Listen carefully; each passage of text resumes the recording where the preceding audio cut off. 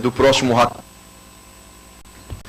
Hackathon, que foi um evento idealizado, né, e criado aqui pelo Cristiano Miano, que está aqui conosco, aqui o Cris, que companheiro aí desde a época de fundação do CJI, que era o antigo, né, o atual Comitê de Jovens Empreendedores aqui da Fiesp. O Hackathon, que eu acho que a grande maioria de vocês já conhece, um evento focado, uma maratona de programação, focado totalmente aí em algumas áreas que são escolhidas aqui pelo, né, escutando vocês também, vendo tendências de mercado e novas ideias também, e onde a gente cria essa metodologia e o pessoal passa 2, 3 dias até programando e criando algumas ferramentas fantásticas aí que podem mudar o dia a dia de uma empresa, o dia a dia de uma cidade também. Acho que todos vocês já conhecem alguns exemplos também. Eu vou passar agora uma abertura bem rápida, vou passar para o Ciro, que vai contar um pouco para vocês da campanha do Pato, que a Fiesp está liderando. O Ciro que participou ativamente, o Ciro que, além de fundadora, é diretora adjunto do CAF aqui também. Então, antes de você falar, Ciro, tem a Débora, que diretora do CAF também, o Leonardo, que está conosco aqui, o Cris, eu já falei, o Zeca também adjunto, o Dário é head de produtos do Facebook, um grande parceiro nosso aí, uma parceria rápida, curta, né? Mas que a gente tem muita honra de ter você conosco aqui, Dário. O Facebook é uma marca fantástica aí, mais de 110 milhões de usuários no Brasil, é esse o número? Guardei, 110 milhões de usuários no Brasil. Uma marca fantástica aí que para nós muito nos honra aí ter você conosco aqui. A Ana, também é diretora do CAF, e o Nate, que veio aí dos Estados Unidos aí para participar também, diretor do CAF, e que tem um desafio de levar uma perna nossa lá para os Estados Unidos. Contando rapidamente para vocês, na semana retrasada, nós recebemos o prefeito de São Francisco, o Edwin Lee. É a primeira vez um prefeito de São Francisco com origem chinesa, os pais dele são chineses, e uma pessoa espetacular assim, que nos convidou para uma missão que é para o Vale do Silício. São Francisco não fica no Vale do Silício, vai ficar numa região muito próxima. Então essa missão provavelmente vai acontecer no primeiro semestre de 2017. Quando tiver fechada essa missão, a gente vai poder divulgar, e quem quiser participar também, com certeza vai ser uma oportunidade única aí já deixo o pedido para a gente conhecer o Facebook, né? De conhecer empresas de tecnologia e também todo o ecossistema que aquela região tem. Então o Nata vai ajudar bastante nisso, junto com o Kaká, que é outro Cássio, que é outro diretor do CAF, que também mora nos Estados Unidos. Vamos lá, pessoal, vou passar para o Ciro, que vai contar sobre o Não Pague o Pato. Obrigado, Silvio. Boa noite a todos. Bom, acho que todo mundo acompanha os fatos recentes do país, a crise econômica, a crise política que a gente está atravessando, né?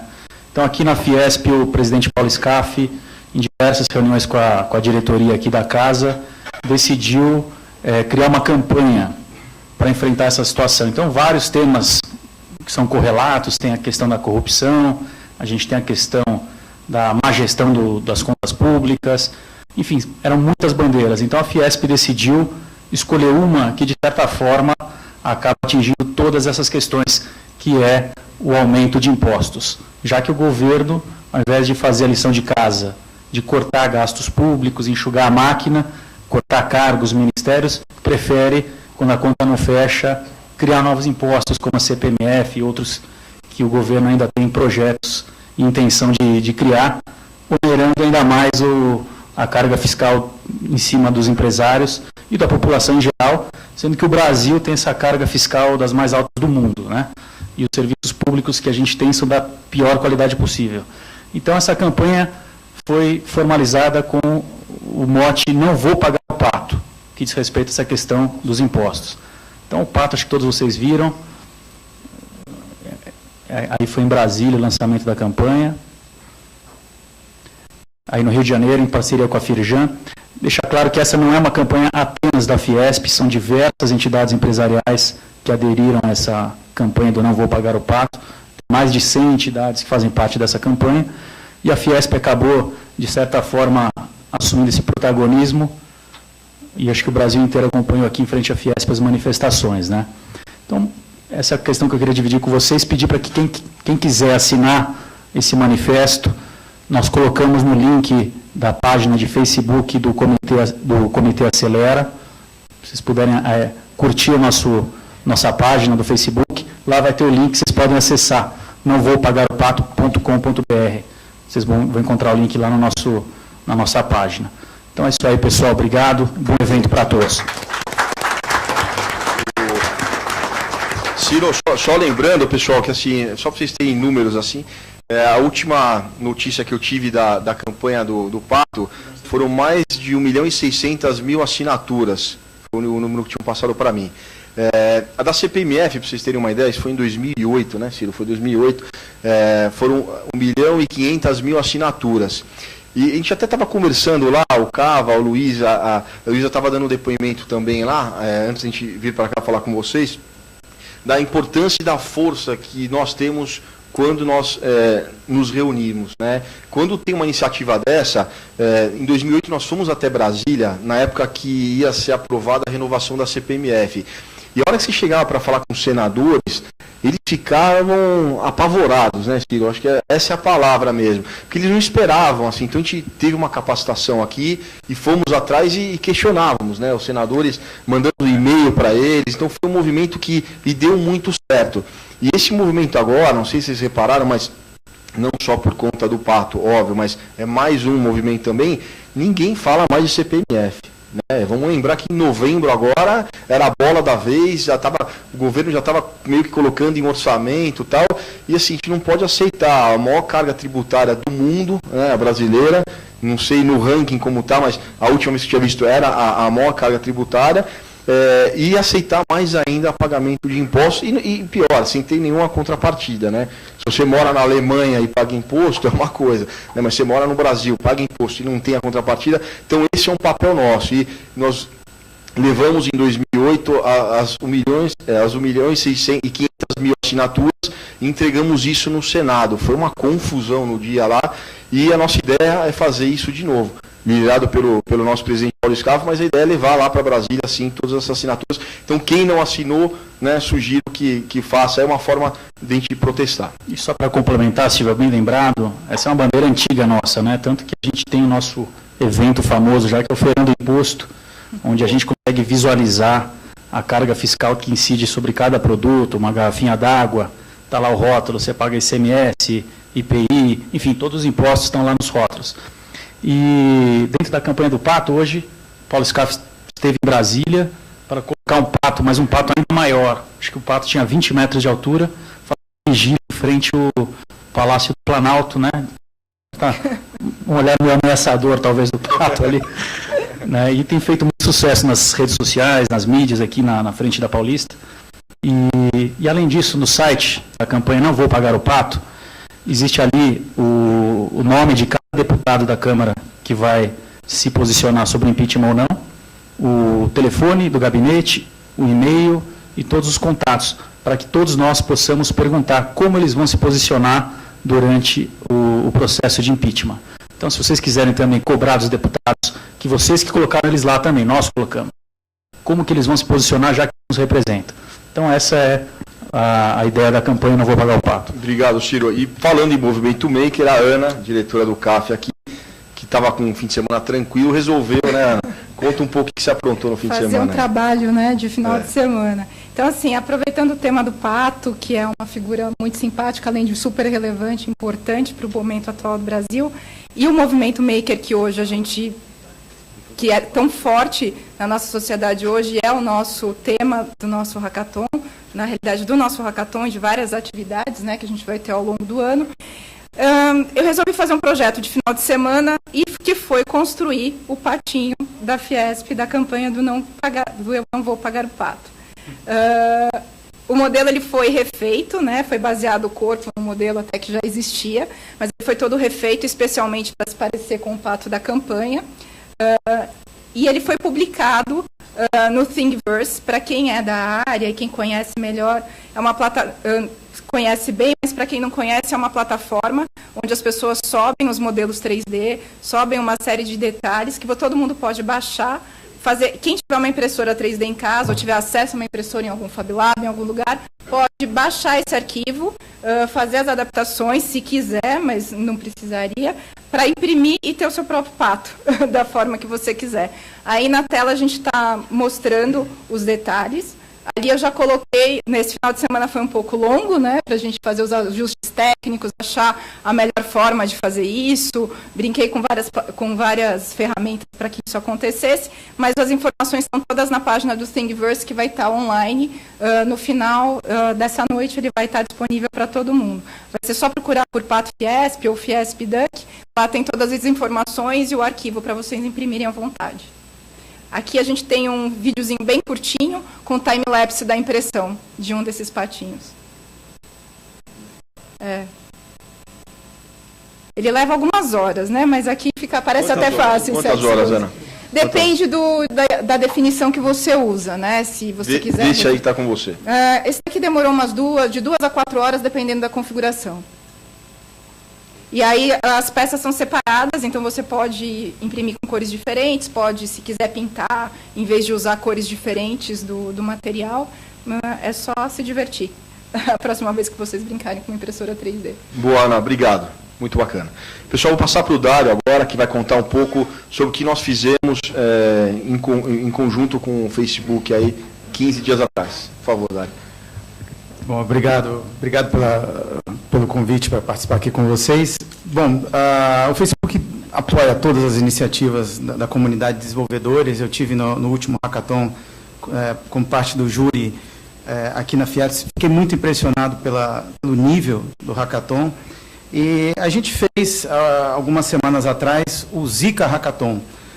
Pegando um problema específico, um problema real, e nós convidamos a comunidade de desenvolvedores, e a Fiesp teve junto com a gente nesse Zika Hackathon por 2 dias, pensar em algumas soluções que poderiam endereçar o problema do Zika no Brasil.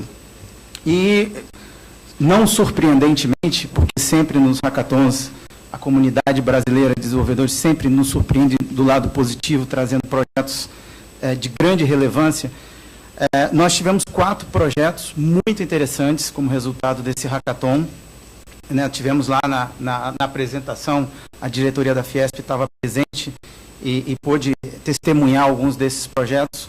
Um deles é o Zicômetro, que é uma versão do impostômetro, que dá efetivamente a probabilidade de uma determinada região, baseado no relato de casos, a temperatura, incidência de chuva, a probabilidade daquela região ter um caso de Zika ou não. A gente também teve projetos para incentivar as grávidas a tomarem cuidado durante a gestação, durante o período mais crítico da gestação, para que possa evitar o contágio com o mosquito. A gente também identificou que um dos problemas principais do Zika é a questão da informação, do compartilhamento da informação, inclusive dentro da comunidade médica também. E foi proposto também um projeto para ajudar a comunidade científica a compartilhar informações e otimizar os recursos que estão hoje dedicados à pesquisa da solução do Zika. E também foi feito também uma brincadeira, como se foi feito dentro do Facebook, não poderia ser diferente. A gente fez um projeto chamado Zika Booth, que é uma cabine onde artistas poderiam dar entrevistas e ajudar na conscientização da população sobre a questão do Zika. Bom, esses foram 4 projetos que surgiram muito rapidamente e a gente já tem o apoio da Fiesp para continuar o desenvolvimento desses projetos e não só endereçar esses problemas, que são hoje o problema do Zika, que é um problema real, mas endereçar outros problemas reais da nossa sociedade. E a comunidade desenvolvedora tem todo o potencial de ser um veículo de solução desses problemas atuais do nosso país. E o Facebook vai apoiar todas as iniciativas. A gente tem muito prazer de a gente estar planejando várias atividades em conjunto com a Fiesp e nós vamos apoiar a comunidade de desenvolvedores para que construam mais aplicações, que as aplicações existentes possam crescer e que os desenvolvedores possam monetizar as suas iniciativas aqui no Brasil e quizás no mundo, né, hoje conquistando outros mercados. É isso. Obrigado, Silvio. Obrigado você. Obrigado, Dário. Só finalizando, na quinta-feira agora, a gente conseguiu organizar e vai receber os 4 projetos aqui na Fiesp, e nós já organizamos os departamentos da casa que tem a ver com esses temas, com o intuito de acelerar esses projetos. Faz parte do nosso DNA. Então, o departamento de saúde, o departamento de comunicação, o departamento de eventos, cada um deles estarão, no meio ambiente também, estarão juntos para os projetos do Face apresentarem e, quem sabe, a Fiesp abraçar ou colocar com quem pode abraçar esses projetos. Então, a continuidade do projeto é muito bacana também. Beleza, conta com a gente. Boa.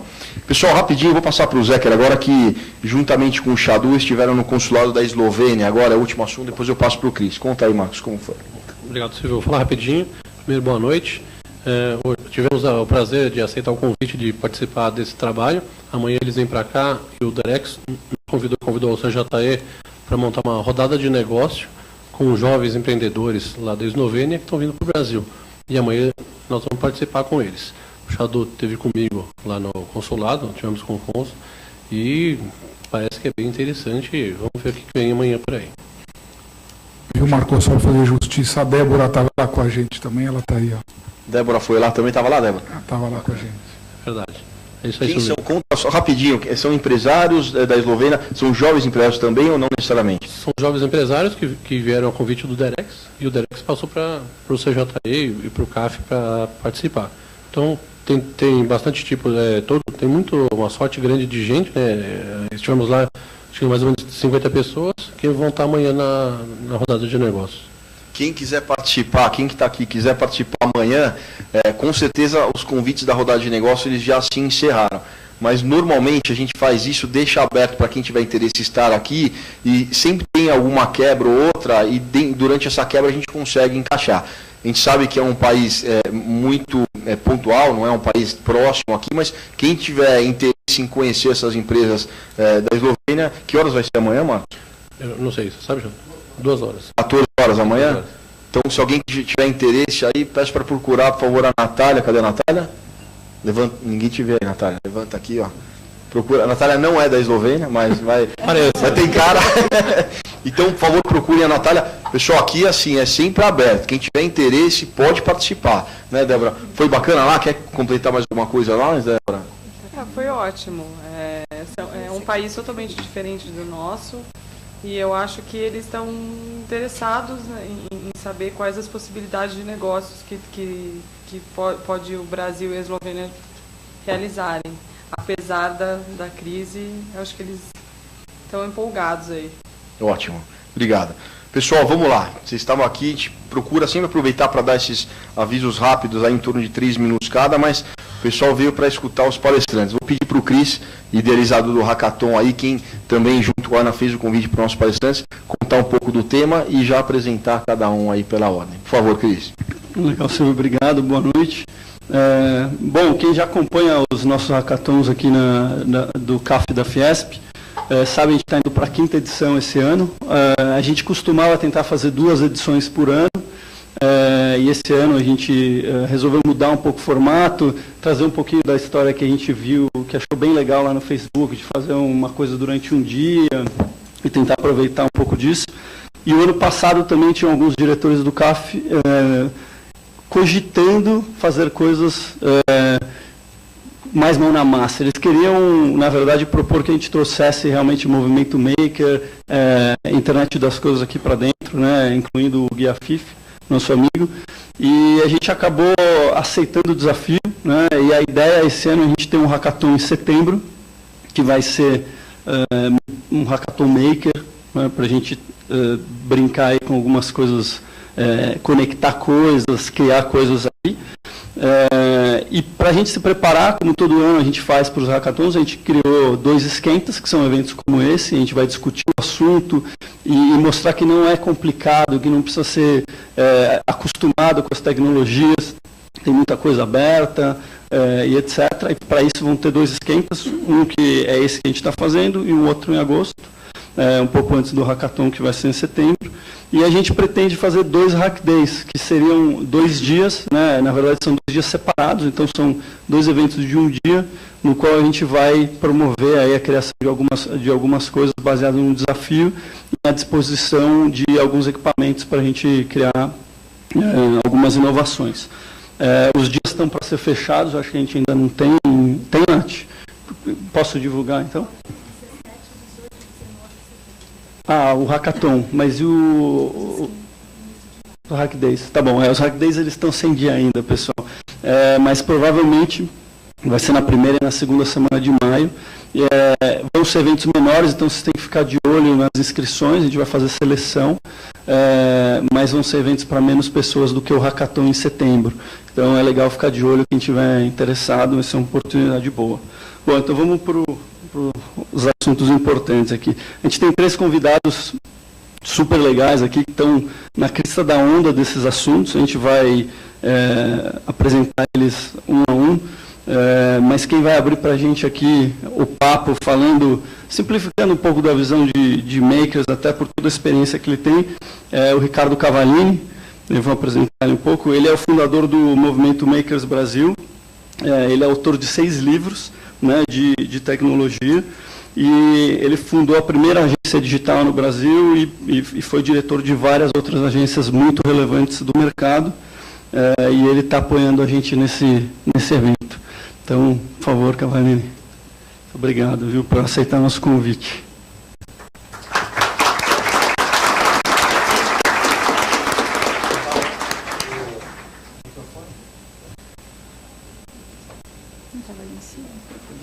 Microfone, por favor.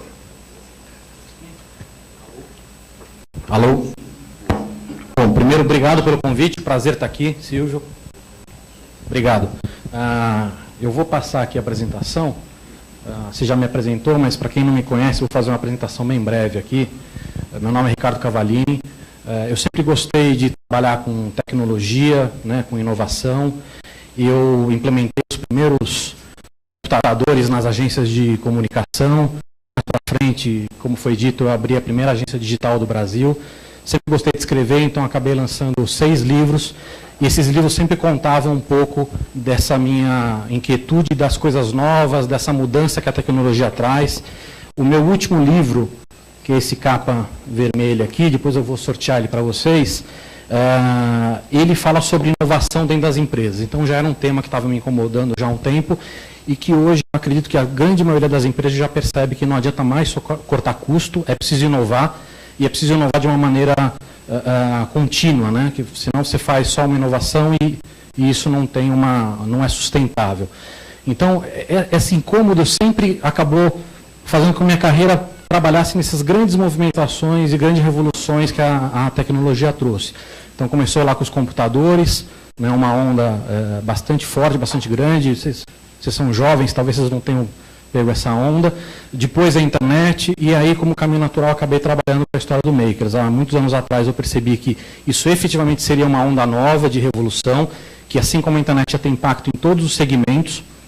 Acabei abrindo uma empresa, né, com este nome, e aí a gente trabalha não só de criar protótipos para empresas e para startups, né, também dá treinamento para pessoas, para startups, para empresas grandes,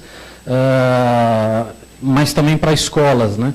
E aí eu digo que a gente não tem um perfil de cliente, a gente trabalha com talentos, a gente não está preocupado se esse talento é uma criança, se é um adulto, se é um cara extremamente técnico, né, um programador, ou se é um terapeuta, se é um dentista. A gente tem um perfil bastante variado nos nossos cursos, o que é uma coisa que mostrou para a gente que efetivamente o movimento está pegando aqui no Brasil.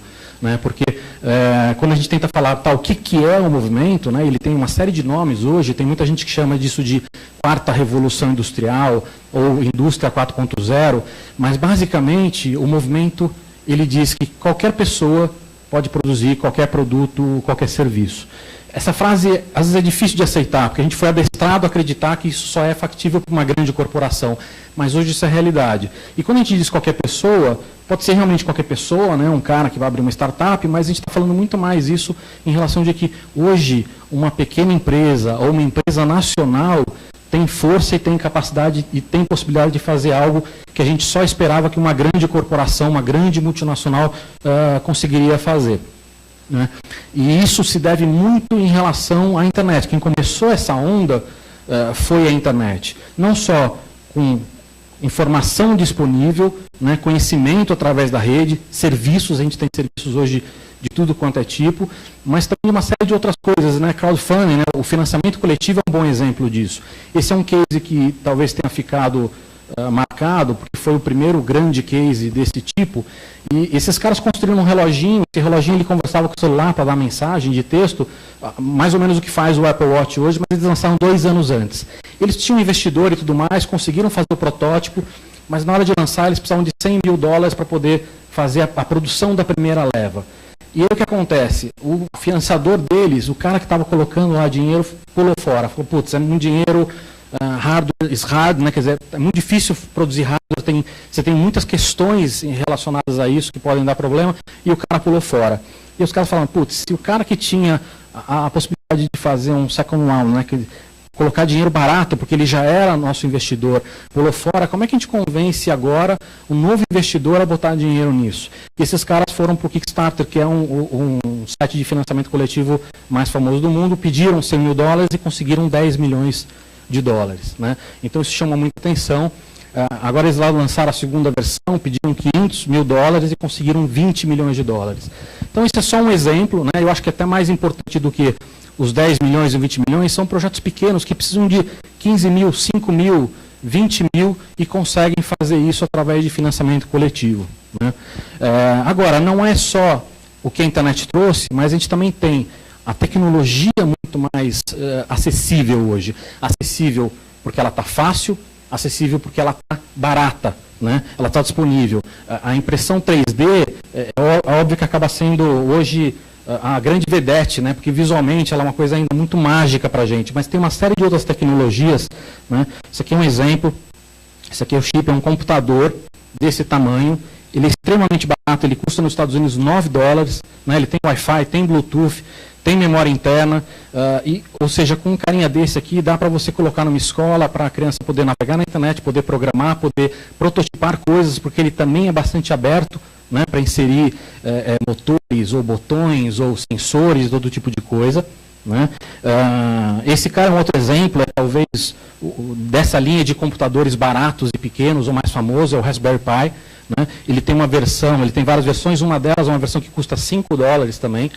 Então, eles lançaram agora, eles têm uma revista que fala sobre esse computador, e eles lançaram essa versão de $5 e veio de graça na capa da revista, né? Então, se a gente pensar de uma revista que vê um computador de graça, né, pendurado na capa, isso é comum hoje em dia, mas para quem é mais velho, isso é bastante assustador. Outro bastante famoso, que talvez vocês tenham escutado falar, o Arduino, né? O que esse cara é? Ele é uma plaquinha de prototipagem rápida e simples, ou seja, eu não preciso ser um engenheiro para poder produzir um protótipo de eletrônica que eu queira fazer. Eu consigo também colocar aqui botões, atuadores, sensores, todo tipo de coisa, de uma maneira bastante simples e conseguir montar um protótipo bastante barato, né? Essas são coisas que são super baratas hoje em dia. Esse aqui não é um Arduino, mas é uma versão compatível dele, e ele já vem com Wi-Fi, e você compra na China por $1,50. Então as coisas estão muito acessíveis, não só de preço, mas também porque elas estão muito fáceis de se aprender, né? E aí o que acontece? A gente tem nos nossos cursos meninas de 7 anos fazendo internet das coisas, que é um conceito absolutamente novo, pouca gente conhece, né? Aliás, muito bom estarem trabalhando isso aqui, é um tema extremamente importante. Você tem empresas como a Cisco ou essas grandes consultorias mostrando que isso vai se tornar uma indústria de bilhões, né? Eles falam que vai ter, sei lá, 50 bilhões de dispositivos conectados em poucos anos, vai ser uma indústria de dezenas de bilhões de dólares. Você tem gente muito séria falando que, por causa de internet das coisas, você ter 40% das empresas atuais vão acabar fechando por não se adaptar a essa realidade nova. Então, é um universo aí muito grande, né, e que a gente precisa olhar para isso. A gente tem crianças de 7 anos fazendo isso, mas também é importante ter kits como esse cara aqui, né? Esse é um kit bastante famoso também para quem gosta do movimento, né? Ele chama Little Bits, e aí ele é muito simples para as crianças aprenderem a prototipar, porque simplesmente de plugar, né, você consegue né? Vocês estão vendo aqui, apertando o botãozinho. Eu consigo simplesmente de plugar um no outro, eu consigo fazer o que eu quero. O botão vai fazer isso, o motor vai fazer aquilo. Então é muito simples para criar protótipos rápidos. E é perfeito para as crianças aprenderem, pegar gosto em eletrônica, pegar gosto em lógica de programação e entender toda essa lógica de prototipagem, né? E mais importante ainda, acredito que elas podem mudar o mundo. Porque a gente foi adestrado a acreditar que é muito difícil fazer as coisas, e não é mais, né? Efetivamente a gente pode mudar o mundo à nossa volta, né? Isso aqui é um exemplo, porque quando a gente fala de impacto em indústrias, é muito comum, mas qual indústria vai ter impacto? Em todas, assim como a internet. Em 95, quando eu falava sobre a internet, as pessoas mas vai ter impacto em todas as indústrias, é esquisito aceitar que essa indústria vai ter um impacto pela internet. A gente não sabia exatamente quando, com que carga, com que velocidade, mas a gente sabia que todas as indústrias teriam impacto. Eu lembro que uma vez uma palestra me perguntaram, a indústria de táxi, vai? Eu falei, acho que não, né? Então, efetivamente é uma coisa que vai ter impacto em tudo. Isso aqui é um bom exemplo, acho que nada representa melhor a indústria do que carro, né? Até por causa de Henry Ford. E esse é um programador, é um cara muito fora da curva, muito inteligente, é o George, o cara que craqueou o primeiro iPhone, mas esse cara está construindo um carro autônomo, né? E ele só consegue fazer isso, além de ser inteligente, obviamente, mas esse cara só consegue fazer isso porque hoje ele tem sensores, ele tem câmeras, ele tem um monte de coisa que é extremamente barato e permite com que ele crie alguma coisa assim. E ele acredita que a solução dele depois vai custar cerca de $10 mil. Então, esse cara sozinho vai ter um impacto gigante, não só na indústria automobilística, mas em outras indústrias e no mundo como um todo, né? E aí, acho que voltando para o Brasil, tem uma questão importante que nós estamos passando por uma crise muito grande, como foi falado aqui, né? Ela não é só moral e política e econômica, mas a gente está passando por um momento muito difícil e a gente tem um monte de questões que a gente precisa organizar para andar para frente. Mas a hora que a gente for andar para frente, a gente também precisa de um plano. A gente também precisa começar a olhar para o futuro e falar, e o que a gente organiza e aonde a gente investe para que isso comece a crescer. E eu acho que a história do movimento Makers, ou o nome que ele tenha, é muito importante para o Brasil. Tá? Primeiro porque todo mundo está olhando para isso. Esse é o cara que criou lá o Fórum Econômico Mundial, lá, que rola em Davos. E o tema desse ano foi o movimento Makers, foi a Indústria 4.0. E esses caras falando, olha, isso vai acontecer, vai ser rápido e vai ter impacto em todos os segmentos das indústrias. A gente precisa se preparar para isso, porque isso vai ter uma carga grande em tudo, inclusive nos empregos, né? Então, quando eu fazia palestra de internet, discutia e abria a primeira agência, eu escutava muito que a internet não ia pegar no Brasil. Não vai pegar no Brasil porque o brasileiro é burro, porque o brasileiro é pobre, porque o brasileiro não sabe falar inglês e só tem coisa em inglês na internet, né? Então, todo esse preconceito, esse preconceito que a gente tem, às vezes cega a gente de entender que, olha, você pode não acreditar, pode ser difícil acreditar, mas vai acontecer, né? Isso é uma frase bonita de Machado de Assis, que fala assim, o futuro vai chegar, ele não se engana, né? Então, por mais que a gente tenha resistência, que a gente esteja na zona de conforto, não adianta, esse futuro já chegou e ele vai ser muito rápido. Se a gente for olhar para essas grandes mudanças, o computador demorou cerca de 30 anos, aí depois do momento que ele começou a crescer, 30 anos para ter um impacto grande no mundo. Internet, se a gente for olhar, né, abriu comercialmente no Brasil em 85, não, desculpa, em 95, então nós estamos falando de 20 anos. Então, quando a gente olha para essa próxima onda, ela não vai durar isso, ela vai durar menos, vai durar 20, 15, 10 anos, então é muito mais rápido do que a gente imagina, né? Uma outra coisa que é comum, as pessoas olharem e falarem assim, putz, mas é difícil aceitar que o pilar da nossa sociedade, a escola, o emprego, as grandes metrópoles, né, o comércio, tudo isso vai mudar, né? Porque a gente entende isso como causa que de alguma maneira influencia a nossa cultura, influencia a maneira como a gente se comunica, como a gente compra, como a gente vive e tudo mais. Mas a gente não pode esquecer que tudo isso também foi fortemente influenciado pela Revolução Industrial. Então, se a gente está falando de algo que vai mudar lá em cima, esses pilares que a gente acredita serem muito estáveis, não necessariamente são assim estáveis. A mudança pode ser muito grande e muito rápida. Tá? Só para você ter uma ideia de que essa mudança, às vezes, ela não é percebida, quando a gente olha para a internet hoje, olha para Facebook, para Netflix, para Google, para esses grandes caras, ou a internet como um todo, a gente não pensa em software livre, né? Mas se não fosse software livre, esses caras não existiriam. né, por grana, por conhecimento, por acesso, você não teria esses caras todos, se não fosse, todos esses caras, não teria Android se não fosse open source. Então, a gente não vê isso, e vai acontecer a mesma coisa agora. Aquele reloginho que eu falei para vocês, o protótipo dele foi feito com Arduino e um Nokia velho. Né? Então, se esse protótipo tivesse feito do jeito tradicional, como era antigamente, muito provavelmente esses caras não teriam conseguido. Porque seria muito caro, seria muito demorado, né? O acesso a isso seria muito difícil. Então, a gente tem que tomar cuidado, porque a hora que a gente olhar para esse relógio, a gente não pensa em, eles fizeram lá o primeiro modelinho, impressora 3D e com um Nokia velho. Então, tem que tomar cuidado, que assim, não esperem a coisa começar a mostrar que o mundo mudou, porque as coisas estão muito rápidas, né? E a hora que você começa a se preocupar com essa mudança, já mudaram e você está num problema muito grande. Então, o mais importante até do que falar o nome do movimento é entender que a gente está passando por uma nova onda de democratização da inovação. Assim como a internet permitiu que muita gente inovasse de uma série de maneiras, isso agora está crescendo de maneira exponencial e está ampliando para o mundo físico de uma maneira que não acontecia antigamente. Tá? E aí, por que isso é fundamental para o Brasil? O Brasil vende commodity, o que é bom. É muito bom vender commodity, o problema é só vender commodity. E quando a gente fala de vender valor agregado, a gente tem um abismo aí chamado de infraestrutura, que não é só falta de porto e de estrada.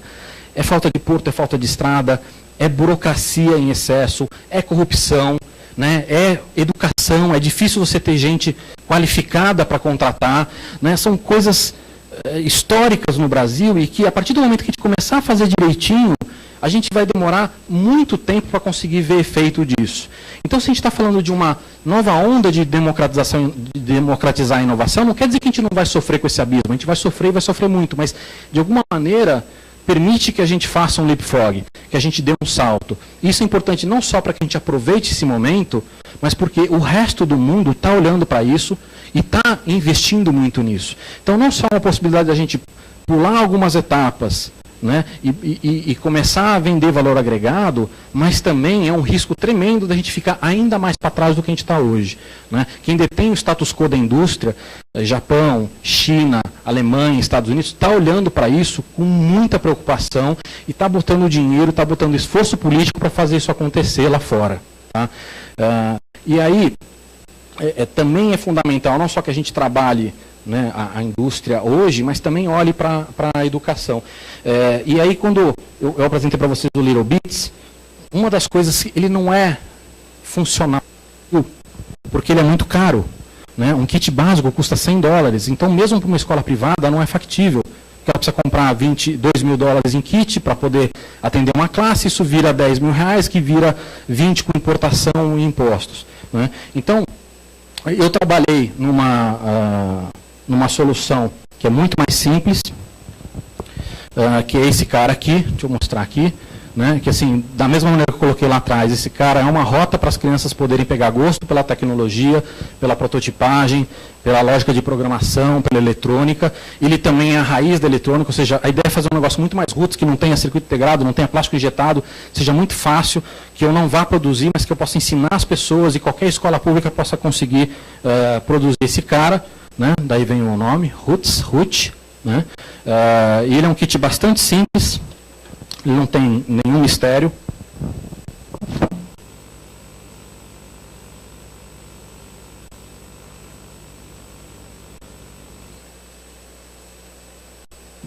Aqui, liguei o motorzinho, né? Ele não tem um imãzinho, ele tem uns cabinhos que você liga. Se em vez desse motorzinho eu colocar aqui um LEDzinho, obrigado. Botar um LEDzinho, eu consigo mudar a intensidade do LED, né? Se em vez do LED eu colocar um botãozinho e um buzzerzinho, ou seja, ele é bastante simples, não tem muito similar ao Littlebeats, mas dá para usar sucata eletrônica, ou seja, uma escola consegue montar um kit básico equivalente àquele de $100 lá fora por menos de R$6. Né? Então é uma maneira da gente contribuir, e isso é importante porque cada um de nós pode não só trabalhar na sua startup, mas também é factível que hoje a gente consiga mudar o mundo à nossa volta de uma maneira positiva, né? Fazendo coisas muito simples, mas que tem um impacto em uma escala muito grande. Essa é a graça da história do movimento Makers. Você tem uma certa ironia, porque você está falando de artistas e de artesão, mas você está falando desse cara conseguindo, através da tecnologia, ter escala, seja para vender para o mundo inteiro uma quantidade absurda e fazer uma coisa com qualidade industrial, seja para você mudar o mundo para melhor, né? Isso aqui é um exemplo de coisa que a gente faz nas escolas e que poderia ser usado para fazer o kit. É uma professora que queria ensinar como faz a cor de luz, né? Porque você junta tudo da branco, é diferente da cor de tinta, que você junta tudo da preto, então para as crianças é um pouco difícil de entender, e é uma nave espacial que foi impressa em 3D, mas podia ser de sucata, e ela tem lá 3 LEDs, um R, um G e um B, e a hora que a criança muda a intensidade de cada um deles, ela consegue brincar de formar a cor, né? Então é só um exemplo para mostrar como isso pode ser usado na prática, para ensinar a própria aula que as crianças estão tendo. Tá? Bom, falando especificamente de quem vai participar do hackathon aqui, tem alguns caminhos, né? Assim, mas eu vou ter que abrir uma startup, que tipo de startup é? Eu vejo alguns caminhos aqui, que é o seguinte. Primeiro, hobby, né? Não necessariamente um caminho de empresa, mas é fácil hoje você aprender essas coisas e ache algo que te interessa, né? Eu gosto de, sei lá, astronomia, tem um monte de projetos de astronomia. Eu gosto de aquarismo, tem um monte de projetos de aquarismo. Acha algo que você gosta e comece a aprender a trabalhar com impressora 3D, Arduino, essas coisas dentro desses projetos. Isso vai te ajudar, ainda que você não queira abrir uma startup, que você queira ser um executivo numa empresa, esse conhecimento vai te ajudar, tá? E nada impede que depois, com esse conhecimento, você abra uma empresa. Isso é um caso de uma empresa nacional. Os sócios gostavam muito de fazer modelagem e eles acabaram abrindo uma empresa onde você pode, inclusive, mandar suas ideias e aí realizá-las. Aqui tem até uns brinquedinhos que eles imprimiram, que eles fizeram, aqui o BB-8, depois eu vou sortear para vocês também, né? Tem outras pecinhas impressas aqui bonitinhas, né? Então, assim, nada impede, inclusive, que o hobby depois vire uma empresa tua. A segunda coisa é empreender para viver, ou seja, não quero abrir uma startup para ser o próximo Google, o próximo Twitter, o próximo Facebook, mas eu quero fazer um negócio onde eu seja feliz, onde o produto seja bom, onde me pague um bom salário, né? E aí você tem um monte de exemplo. Esse é um exemplo que eu queria trazido aqui, mas ele é uma geringonça gigante. Isso é um brasileiro. Ele viu que existia espaço para se fazer essas ferramentas de motion capture, que são gruas com motores ligadas numa câmera de filmar, onde você no computador você pode desenhar o movimento que ela vai fazer, isso para fazer um stop motion, até fazer uma filmagem de vídeo profissional. E esse brasileiro aprendeu a mexer em Arduino e começou a montar isso e hoje trabalha profissionalmente com isso, né? Então até pode de repente vender para o mundo inteiro, mas esse cara claramente não quer ser o próximo Facebook. Então, mas é uma coisa que está fazendo um negócio de qualidade, que é muito admirado, que dá dinheiro para ele, que é uma coisa bastante interessante. Terceiro, empreender para vender. Quer dizer, não necessariamente que essa pessoa vai querer fazer algo para vender, mas a gente tem efetivamente aí a comparação com as startups do Vale do Silício, né? Ou seja, crescer para ter escala, para ser grande e tudo mais. Esse cara é um exemplo. Isso aqui também um grupo de jovens, era uma empresa com 12 jovens, e esses caras criaram esse cara, muito antes até de Apple, Google e Facebook, fazer esses métodos de pagamento sem contato. E esse hardware aqui é uma maneira de você fazer interação digital em grandes eventos, né? Então, sei lá, por exemplo, um Rock in Rio. Você imagina se o nosso celular não pega direito aqui, você imagina um Rock in Rio com milhões de pessoas. E esse hardware, você consegue distribuir isso dentro do evento e fazer toda a interação digital que você queira. Seja um like no Facebook, seja pagar uma cerveja, ou seja, o que a Disney está tentando fazer agora com as pulseirinhas, de você fazer aquele fast pass, né, de não pegar fila, esses caras conseguiram fazer no Rock in Rio, né, que é o primeiro cliente desses caras. Um acabamento com uma qualidade que a gente não está acostumado a ver no terceiro mundo. E é uma empresa de 12 moleques, né, jovens, que conseguiram fazer isso porque foram ousados o suficiente. E, inclusive, com toda a parte de inteligência em tempo real, né? Quer dizer, eu quero saber quem está usando, como está usando, seja para renovar estoque ou para qualquer outra coisa, tá? Tomada de decisão. Isso aqui é um outro exemplo, mais um brasileiro. Esse cara também está criando hardware e software. Ele está trabalhando com drones para fazer leitura em campos de agricultura. Altíssima tecnologia. Quando esse cara for lançado, talvez seja algumas vezes melhor do que as tecnologias atuais e muito acessível. Acessível de fácil, acessível de barato, né? Então ele faz a leitura e ajuda o dono da plantação a economizar dinheiro.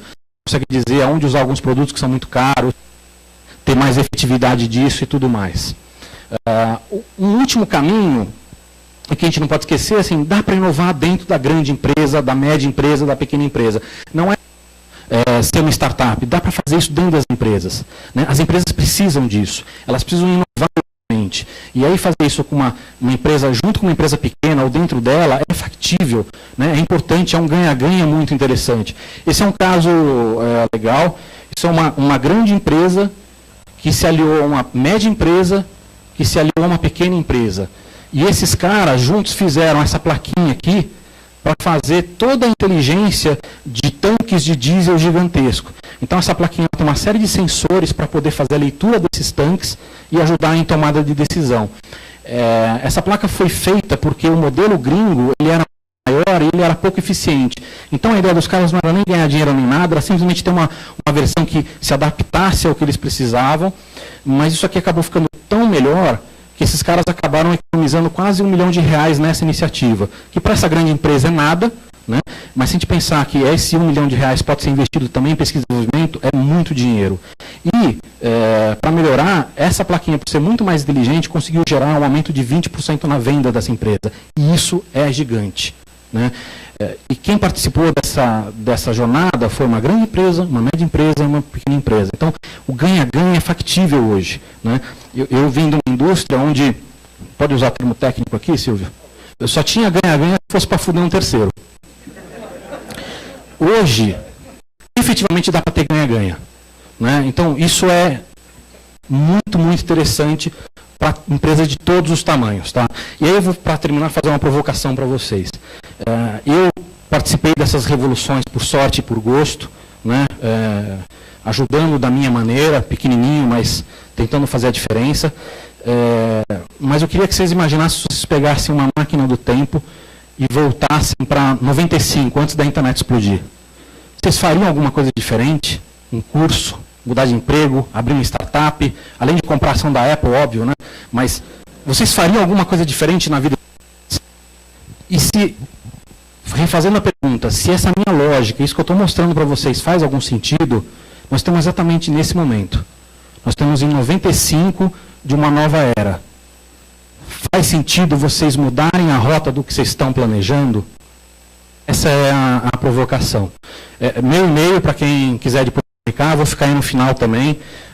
Depois eu vou fazer o sorteio, eu só vou passar para os próximos, para a gente não atrasar a agenda aí, mas a gente faz um sorteio aqui depois. Obrigado, gente.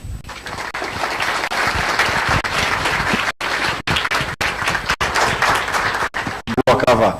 Eu lembro que quando o Gui Afif comentou de você 3 anos no movimento Maker, a gente ficou olhando para ele e falou: esse Guilherme está meio louco, né? A gente está 3 anos atrasado aí, parabéns, muito bacana. Pessoal, antes de passar para o Cris, só para avisar para vocês que todo evento nosso, assim como esse de hoje, ele no final é servido um coquetel no andar de cima, aqui no 16º andar. Uma ótima oportunidade aí para trocar cartão, conhecer gente, interagir aí, poder ser o novo sócio, investidor, enfim.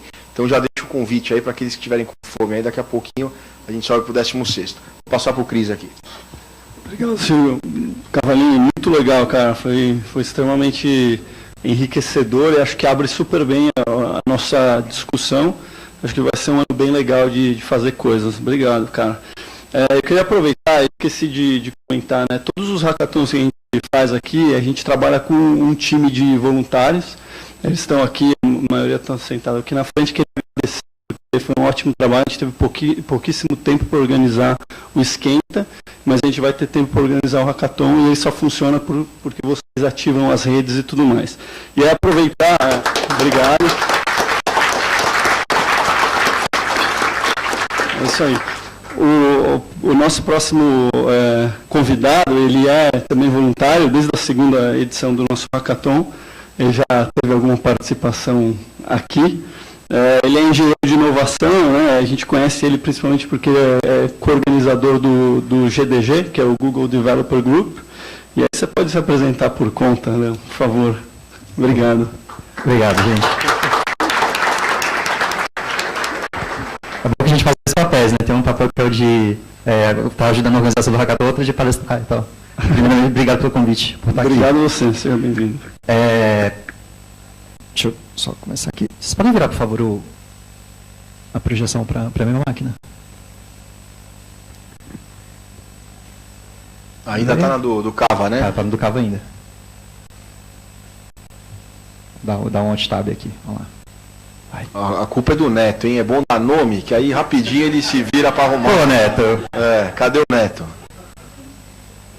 Ó, a Mariana tá fazendo a média, ela tá pedindo o carro. Não tem... Segura o tempo ali, por favor, senão é... Aí. O pior que pode dar tudo errado, né, na minha apresentação, principalmente para as demonstrações. Luiz, só para ajudar o Neto lá, se você puder se apresentar aí, né? Enfim, eu sou Luiz Leão, né? Faço parte de uma iniciativa que o Google fomenta, que é o Google Developer Group, que é uma comunidade de desenvolvedores voluntários, tá? Todo mundo lá, ninguém tem relacionamento direto com o Google, todo mundo voluntário, e a gente gosta de falar sobre as tecnologias que estão por aí, né? Tipo, internet das coisas é uma das coisas que eu gosto de falar. Mas, no geral, a gente trabalha sobre o web, mobile. Como o Google tem uma ponta em cada coisa, a gente fala que acaba falando de tudo, né? Acho que daqui a pouco está de carro, né? Acho que ainda não virou a apresentação. Está numa outra tela. Tá. Enquanto isso, deixa eu ver. Eu vou improvisar, vou mudar a apresentação de hoje. Tá? Eu trouxe Viu, Luiz? Esse aqui que é o Neto, ó, que a gente falou. Vamos lá. E aí, Neto? Travou. O pessoal percebeu mesmo, travou.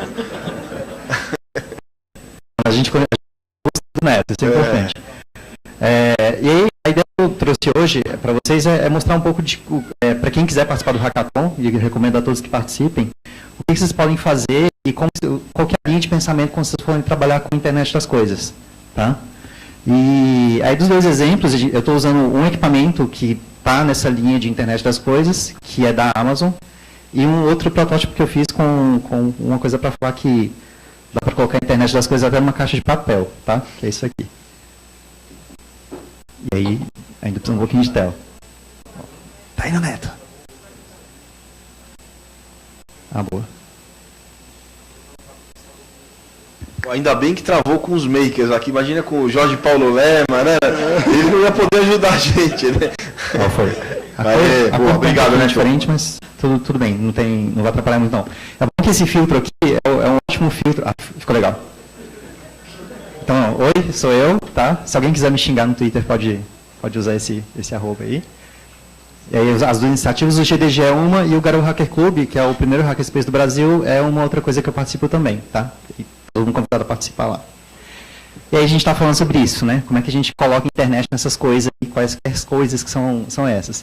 E eu sou, não sei se vocês perceberam por causa do sotaque, né? Todo mundo percebeu, né? Então, lá a gente não fala internet das coisas, a gente fala internet dos trem, né? Aí todo mundo sabe. E aí, antes de falar de internet das coisas, quem aqui já viu o filme Her? Scarlett Johansson, só lembra da Scarlett Johansson, né? Ninguém nem lembra o nome desse cara. E engraçado que ela não aparece no filme, né? Não aparece. Eu vou mostrar algumas coisas que estão relacionadas ao filme, para vocês prestarem atenção a alguns detalhes, tá? Então a gente está falando de internet dos trem, né? Das coisas. A primeira coisa que eu quero falar com vocês é sobre interface, assim, tipo, um dos grandes desafios que a gente tem hoje é pensar como que a gente consegue interagir com o usuário. Porque quando a gente fala de internet das coisas, o grande problema é quem aperta o botão, né? E isso aqui na verdade, é um esquema de cartão perfurado, tá? E esse padrão de cartão perfurado, ele determina para uma máquina qual que é o padrão que ela tem que gerar de saída, tá? E aí, quando a gente pensa no computador, é a mesma coisa. A gente tem, no caso, um teclado ou uma cartela de censo dos Estados Unidos de 1900 e bolinha. E para cada situação que a gente vai ter alguma coisa de interação do usuário com a máquina. E isso está mudando hoje. Cada vez mais as máquinas estão mais independentes da gente. O que, por um lado, é bom, por outro lado, é ruim. Alguém lembra do Skynet? E aí, pensando em interface de computador, a primeira coisa que a gente lembra, né, é isso aqui. Quem já mexeu nessa tela aqui? Agora, fazer um exercício, quem nunca mexeu nessa tela? Ó, tem uma pessoa levantando lá. Você nasceu depois de 98, né? Eu tenho certeza disso. E aí, bem, quem sabe o que é isso, né, que é a tela de inicialização do MS-DOS. Para quem usar terminal até hoje, é a mesma coisa. E você precisa de um teclado para interagir com isso. Nem mouse tem. E aí vamos pensar um pouquinho no futuro. Como é que seria o futuro disso se a gente tivesse a internet das coisas e a computação em tudo quanto é coisa que a gente imaginar, né? Então tem esse carinha aí, que por acaso é o personagem principal não é Scarlett Johansson. Ele vai chegando em casa e olha, as coisas vão se acendendo. A casa, ela sabe onde ele está e ela sabe o que ela precisa para fazer, né? Não é engraçado isso? Já apertou algum botão? Então, quer dizer, o único detalhe é que na casa dele tem as cadeiras, mas não tem uma mesa, né? Olha só, o que ele está usando? Então, é um jogo, né, de realidade que usa uma holografia. E ele está usando o que para interagir com o jogo? Parece um movimento estranho, né? É meio ridículo isso, mas tudo bem. O futuro é meio ridículo, parece. Se a gente pensar, assim, mas isso é futuro, né? Essa forma de interagir com as coisas? E a gente usa a mão como interface, né? Isso aí já está acontecendo agora. Isso é uma pesquisa que o Google está fazendo de um projeto que chama Soli, que usa radar para detectar gesto. Então, você tem novas formas de interação e usando uma coisa que é natural, que é usar com perdão do... Como é que o Cavalino usou o termo técnico? Usar a porra da mão para fazer um movimento. E olha, usando o radar detecta, na verdade, a posição dos dedos e ele usa aquele gráfico que está girando do lado de lá para sacar qual é o movimento que ele está fazendo. Isso tudo de forma digital. Então, a gente pensa assim, mas como que eu posso ter mais sensores, né? Como que eu posso interagir com o ser humano? Esse projeto aqui é um projeto da MIT, que, por acaso, o que ele faz? O projeto inicial deles era pegar a variação de tom da pele para calcular, usando visão computacional, né, usando uma câmera para detectar o batimento cardíaco dele. E eles descobriram que, bem, não funciona muito bem. E aí eles começaram a detectar o movimento da cabeça. Porque parece que não, parece que você está olhando retinho e está parado, mas conforme o batimento cardíaco, você dá uma pequena mudança na parte de cima aqui do tronco, né, do pescoço para cima. E, inclusive, se você vai usando uma máscara, ele consegue saber qual é o seu batimento cardíaco. Então, se você está tenso, como eu estou agora, provavelmente vai estar uns 150 o batimento da pessoa. Se tivesse com aquela câmera, saberia que eu estou com algum problema, né? E aí, voltando para a questão da internet das coisas, tem 3 coisas que acho que quem vai participar do hackathon tem que estar com isso bem em mente, tá? E as 3 coisas são, primeiro que a computação pervasiva, nossa, nunca consigo falar o ubiquity, ubíqua, a computação calma e coisas que pensam, tá? E eu vou dar um exemplo dessas 3. Bem, computação pervasiva ou a computação ubíqua, a gente já tem computador em tudo hoje, né? Até no controle remoto. Isso não é novidade para ninguém, beleza? Mas dentro disso, o que a gente consegue pensar que, por exemplo, esse relógio ele tem um sensor de batimento cardíaco, ele pode interagir com alguma coisa. Esse relógio ele tem conexão sem fio e ele pode falar onde eu estou. Esse relógio ele pode receber informação de alguma coisa que está na internet e me dá uma resposta naquele exato momento que ela é necessária ser exibida. E aí, esse é o conceito de que a computação está dentro de todas essas coisas, tá? E pensando nisso, vocês têm que usar o conceito da nuvem a favor de vocês. Então, se por acaso você tem um dispositivo que não tem o poder de um computador, como um computador que está no meu celular, se bem que quase, né? Quase tem. Mas usar a rede, usar a parte de, por exemplo, Big Data, que está na nuvem, para te dar informação que você está coletando nesses dispositivos, que não tem tanto poder computacional. E a computação calma é uma das coisas mais gostosas de pensar, porque assim, tipo, computação é tecnologia calma, na verdade. Cara, que conceito é esse, né? Vocês conseguem pensar em, tipo, calmo, como assim? Tô calmo, gente. Tô muito calmo, tô calmo. Não, peraí. É um conceito que é o seguinte. Eu vejo a informação e ela usa a minha visão periférica, a minha atenção periférica, para notificar alguma coisa. O exemplo mais besta que eles dão para isso aqui no Brasil não tem muito disso, mas lá nos Estados Unidos tem aquela chaleira que apita. Então você coloca ela no fogo, deixa esquentando, e de repente ela te avisa que você tem que tirar do fogão, tem que desligar porque já está na temperatura certa que você precisa. Então, o conceito da tecnologia calma é isso, tipo, usar a atenção do usuário o mínimo possível e só chamar a atenção dele quando precisa. Tá? E aí, o primeiro conceito para exemplificar isso, eu vou mostrar para vocês uma demonstração rapidinho, que pode passar. Opa, foi. Aí. Vamos ver se vai funcionar, né? Isso aqui é ao vivo, tá? Teoricamente, se a internet deixar, é o meu coração agora.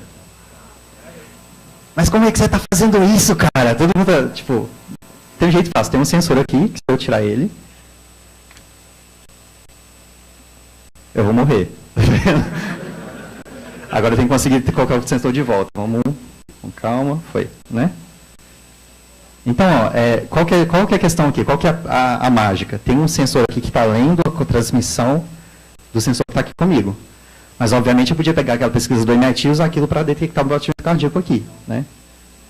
Então, se eu pôr um pouquinho mais... Obviamente, não tem condicionamento, né? Então, vocês viram que não foi muito difícil. Isso aqui é um protótipo que eu fiz, tipo, anteontem. Não foi muito difícil fazer isso. A grande questão é, como que você... Nossa, eu mostrei o exemplo errado, agora que eu percebi. Tudo bem, vamos voltar. Mas também é uma questão de tecnologia, ainda assim está dentro do conceito, porque só vai notificar que eu estou morrendo quando ele tem que notificar que eu estou morrendo, não antes, né? Deixa eu voltar aqui de novo. Então, enfim, quando a gente fala que a gente pode colocar computador num pedaço de papel, por exemplo, é que se eu girar isso aqui, ele me fala qual face está para cima. Teoricamente está o 2 aqui agora, né? Mas vamos descer. A internet muda. 2. Então, se eu vim aqui... Pode ficar mexendo. 3. Eu posso usar essa interface ali, por exemplo, para definir o estilo de cor que eu quero na minha casa. Ou se, de repente, eu cheguei em casa, eu quero tocar rock agora, eu viro para a trilha de rock. Não precisou ter muito da minha atenção para fazer isso. Tipo, para chegar lá e tá tocando blues aqui agora, então não quero, muda para outra coisa. Então, o conceito de tecnologia calma vai bem em cima disso. Tá? A frequência cardíaca eu já fiz spoiler para vocês, então não vou mostrar de novo. Então, pegaram o conceito? Tranquilo? Tá. Agora, coisas que pensam, né? Imagina que eu estou com isso aqui, tá? E, de repente, eu tenho um dispositivo que ele consegue detectar o que eu estou falando dentro de um espaço. E aí, de repente, esse dispositivo pode detectar quais são os circuitos de iluminação que você tem na sua casa, automação elétrica, quais são os termostatos, né? Que isso, aqui no Brasil a gente não tem esse costume, mas lá fora as pessoas têm. Quais são todos os controles que eu posso ter que estão conectados à minha rede. E aí, se de repente eu falar assim, Alexa, what's my... Ask Leon, My head was a grunge, alternative rock power trio from Los Angeles, California. Alexa, United States formed in 1993 by singers. Para variar, foi uma casa de novo, né? Vamos tentar de novo. Alexa, ask... What's your question? Oh, tá vendo? Ela entende. Ask Leon my heart rate. I wasn't able to understand the question I heard. Vamos tentar de novo. Alguém já falou do Oi Casa aqui? Deixa eu ver se duas mãos levantaram, droga. Vamos tentar de novo. Alexa, ask Leon my heart frequency. Ela está pensando, hein? Vamos lá. Your heart rate is 118 beats per minute. Obviamente aqui está funcionando de um jeito que eu tenho que perguntar para ela, dar um comando para ela responder. Mas em algum momento ela pode de repente perceber que tem um sensor que detecta uma pessoa, sabe a situação de saúde dela. Em função disso, ela notifica a casa, chama o bombeiro, chama um paramédico, chamou, né? Como as pessoas costumam ver na internet. Então, que pensam vão exatamente para essa linha, tá? Então, já fiz o spoiler da questão do batimento cardíaco. Então, o que está acontecendo aqui? Esse sensor está passando para o computador, a informação, o computador está mandando para a internet, para um sistema que chama Firebase, e do Firebase está vindo para a Alexa. A Alexa consulta aí ao mesmo tempo que isso está sendo atualizado ao mesmo tempo. Tá? E ali é uma página web. Então, você tem a página web mostrando a informação que está no banco de dados, e a Alexa, quando eu comando para ela, ela consulta isso e te dá uma resposta. Mas você pode falar, por exemplo, Alexa, play some rock. Power rock on Prime Music. Toca você também, né? Alexa, stop.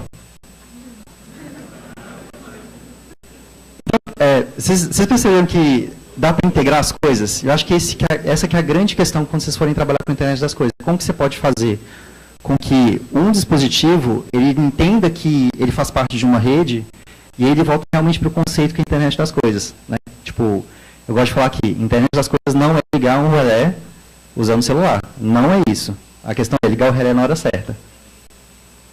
Então, bem, aí eu vou passar agora para vocês alguns dos conceitos gerais, assim, do que seria legal vocês pensarem em projetos, tá? Esses 6 primeiros itens, eles estão relacionados à parte de dispositivo. Então, se vocês vão mexer com a internet das coisas, provavelmente você tem que ter uma coisa, né? Então, dentro dessa coisa que você vai criar, a primeira coisa que você tem que pensar é experiência, tá? O usuário tem que conseguir configurar isso de forma fácil. Se ele tiver que abrir terminal, logar, abrir uma página, clicar no negócio, fazer outra coisa, ele nunca vai fazer isso. Ele já vai jogar no lixo no primeiro momento. A segunda é que, obviamente, você vai ter que usar um dispositivo móvel para controlar, tá? Primeiro que o smartphone já é uma realidade para todo mundo, para quase todo mundo, eu acho. E segundo porque é através do dispositivo móvel que você vai conseguir fazer essa primeira configuração dele, tá? Ele tem que se adaptar de forma inteligente ao que você está oferecendo. Ele tem que resolver um problema. Acho que essa que é a grande questão. Qual o problema que você está resolvendo quando você está criando uma coisa, quando você está criando um dispositivo que tem internet das coisas? Ele tem que melhorar com o tempo, desculpa. E pensando nisso, ficar melhor com o tempo por quê? Porque, diferente do controle remoto, ele pode ter bug. Não que o controle remoto não tenha, mas é muito mais difícil nesse caso, ou é muito mais fácil nesse caso, de um dispositivo que você está criando, que vai ter poder computacional, que vai ter acesso à internet, que em algum momento ele tem algum travamento. Segurança e privacidade é uma coisa muito importante aqui. Porque eu tenho uma câmera que tem em casa, que está vendo meu gato agora, se ele mexer, a câmera me avisa que, olha, o gato passou por aqui. Mas quem tem acesso a isso? De quem que é esse dado? Como que você que está oferecendo esse produto, como é que você vai tratar isso, né? E assim, internet das coisas, o grande filão que ele está pegando é Big Data. É pegar o comportamento do usuário, através disso ele dá respostas para esse comportamento. E atualizar de forma automática, tá? Que resolve a questão dos bugs e de algum problema que o dispositivo tenha com o passar do tempo. Vocês lembram que o cara lá de 98 não vai lembrar disso, né? Provavelmente. Mas quando a gente precisava instalar, né? A gente tinha que usar 14 disquetes para fazer a instalação. Quem lembra disso? Eu não sei se eu fico feliz, se sou nostálgico ou se eu dou meus pêsames. E aí, voltando de novo para o filme, a gente vai pensar um outro esquema de interface. Vocês lembram que no terceiro item eu falei que as coisas têm que interagir entre si? Então, aqui é o joguinho, esse bichinho branco aqui, ele faz parte do jogo, e essa interface que ele está usando, ela está dando para essa projeção provavelmente um Tinder, né, do negócio. Quem viu o filme sabe o que é. E aí, o que acontece? Esse joguinho, o bicho que também tem inteligência artificial, ele olha para essas fotos e faz um comentário. Eu tirei o áudio porque o comentário é impróprio, tá? Mas vocês perceberam que ele detecta que existe uma coisa e a partir daquilo ele interage com ela? Então esse explica bem aquele terceiro conceito. E aí, do ponto de vista de comunicação, também tem 6 coisas que eu acho que é legal vocês pensarem, tá? Descobrir os dispositivos. Então, criar um jeito que você consiga entender a rede que você está dentro e ver se tem algum outro dispositivo que você consiga controlar ou pegar a informação dele. Isso aqui, a autenticação de propriedade, ele acaba interagindo com a questão da segurança, tá? E de acesso à informação. Como é que você garante que aquele dispositivo é daquele usuário e se algum outro usuário entrar na rede, ele não tem acesso àquilo? Ou, pelo menos, você define se ele vai ter acesso ou não. O modo de configuração. Quem desenvolve para hardware, isso é um saco, tipo, com perdão da palavra. Tipo, você tem que criar uma forma, principalmente se o dispositivo só tem Wi-Fi, dele criar uma rede Wi-Fi, você conectar nele, fazer a configuração, aí ele conecta na sua rede de casa e a partir daí ele começa a interagir. Fazer esse tipo de coisa não é tão simples. E aí tem uma forma de ter comandos em real time do cliente para o dispositivo, do cliente celular, do cliente nuvem, tá? E também o estado em real time do dispositivo para esse cliente. Então, por que isso, né? Porque eu posso, de repente, estar aqui em casa e querer ver o que está acontecendo, tá aqui e querer ver o que está acontecendo em casa. Ou, de repente, esqueci, sei lá, a lâmpada aberta, a lâmpada ligada e querer desligar daqui, tá? E isso aqui ninguém fala, mas ter um modo offline, porque nem sempre você vai ter internet, a gente, né, sabe disso. Uma coisa pensando no sistema de descoberta, o Google tem um projeto que chama Physical Web, que é usar beacon Bluetooth, tá, para mandar URLs de coisas. Então, se vocês quiserem pesquisar isso, é um projeto legal, porque é uma forma, por exemplo, de você dar esse dispositivo um jeito de conexão automática. Tá? Basicamente, ele fala, quando você chega com o celular próximo de algum dispositivo, ele fala assim, eu sou o endereço www.luisleão.com.br e você consegue acessar aqui e configurar. Tá? Isso pode facilitar, inclusive, o processo de setup. A questão da experiência que eu mostrei para vocês, isso aqui é o Nest, que é a questão da câmera. Tá? Isso aqui é um print do lado de casa. Então, ele tem pensando na questão da experiência, ele tem um comando que é o Alt Away. Ele sabe se, quando eu sair de casa, ele ativa o alarme. Quando eu chego em casa, ele desativa. É o mesmo esquema lá do filme, quer dizer, não está tão longe assim. Agora, eu vou pedir só para você colocar o som, por favor. Ixi, está sem o som. Tá vendo aí?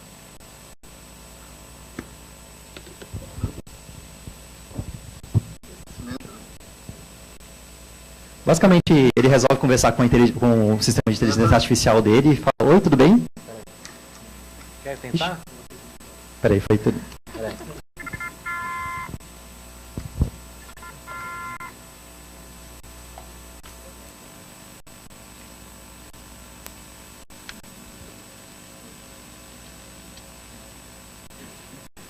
Som? Vê se vai.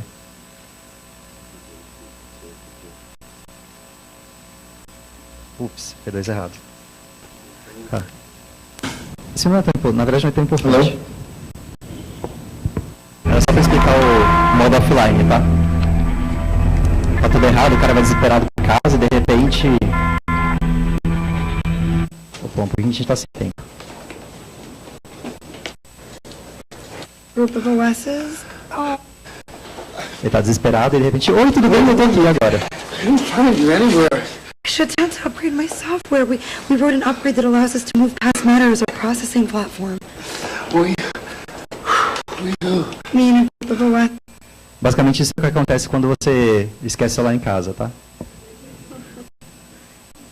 Então, o Google tem um projeto que chama Brilho, tá? Que não é isso aí. Que está voltado para desenvolver hardwares com a internet das coisas. E, do ponto de vista de comunicação, ele tem também o Weave, que faz essa ponte entre os dispositivos e com a nuvem e com o seu device. Eu só vou colocar um monte de coisa aqui. Deixa eu ver se... Eu encerro. Bem, vou encerrar esse vídeo e... Obrigado. Alexa, what's on the calendar today? You have 12 events scheduled. Alexa, call me Uber. Your Uber will arrive in 2 minutes. Alexa, what's the weather like today? There's a 100% chance of showers.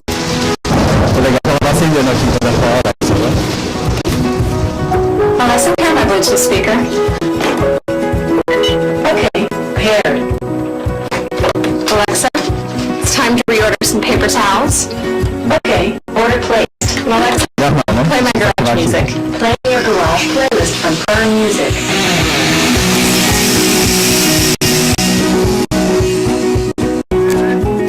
Alexa, play some jazz. Playing some jazz from Prime Music. Alexa, who's this? This is Picnic Basket by Você percebeu que a informação que ela está dando contextual? Ela está tocando uma música e pergunta, o que é isso? Ela fala, a música XPTO de fulano e tal. Okay, order placed. Hey, isn't that Jason Schwartzman? No, that's not him. I would know if that was him. I'm pretty sure it's him. Okay, Alexa, who stars in Mozart in the Jungle? Stars include Malcolm McDowell, Jason Schwartzman. Ah, see? That was right. Alexa, change the bedroom temperature to 65 degrees. Okay. Alexa, lights off. Okay. Alexa, good night. Good night. Sleep tight. Vocês perceberam que dá para dar boa noite pro... William Bonner perdeu nessa, né? Bem, galera, mais uma vez, obrigado.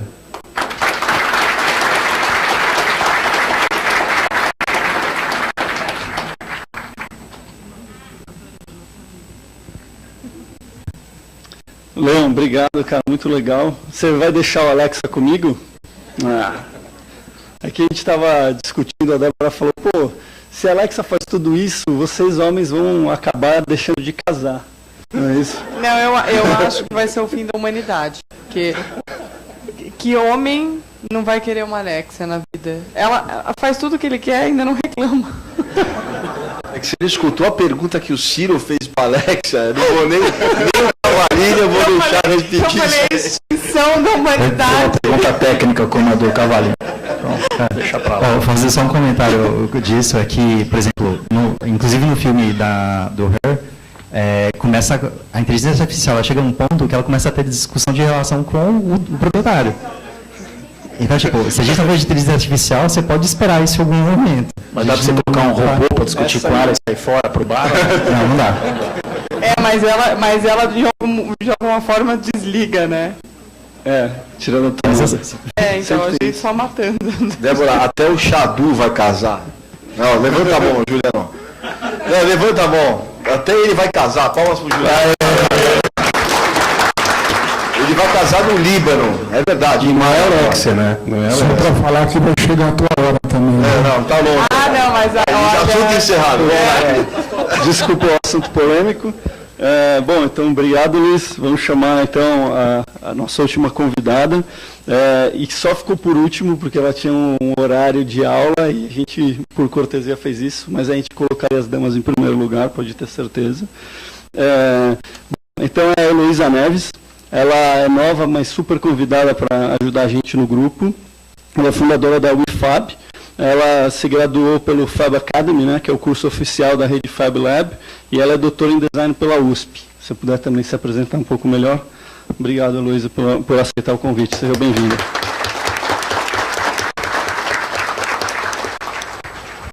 Obrigada a vocês pelo convite. Ótimo estar aqui. Eu acho que o movimento Maker tem tudo a ver com o que vocês fazem.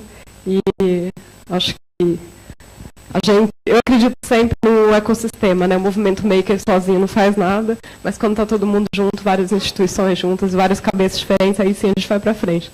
Aquela nova revolução industrial que o Chris Anderson fala, eu acredito que só no ecossistema mesmo, né? Então, como ele disse, eu comecei há uns 4 anos atrás aí, nesse movimento Maker, desde que eu descobri a rede Fab Lab. E no começo eu falava muito de Fab Lab, mas agora tem muita gente falando, então eu posso falar um pouco mais de outras coisas.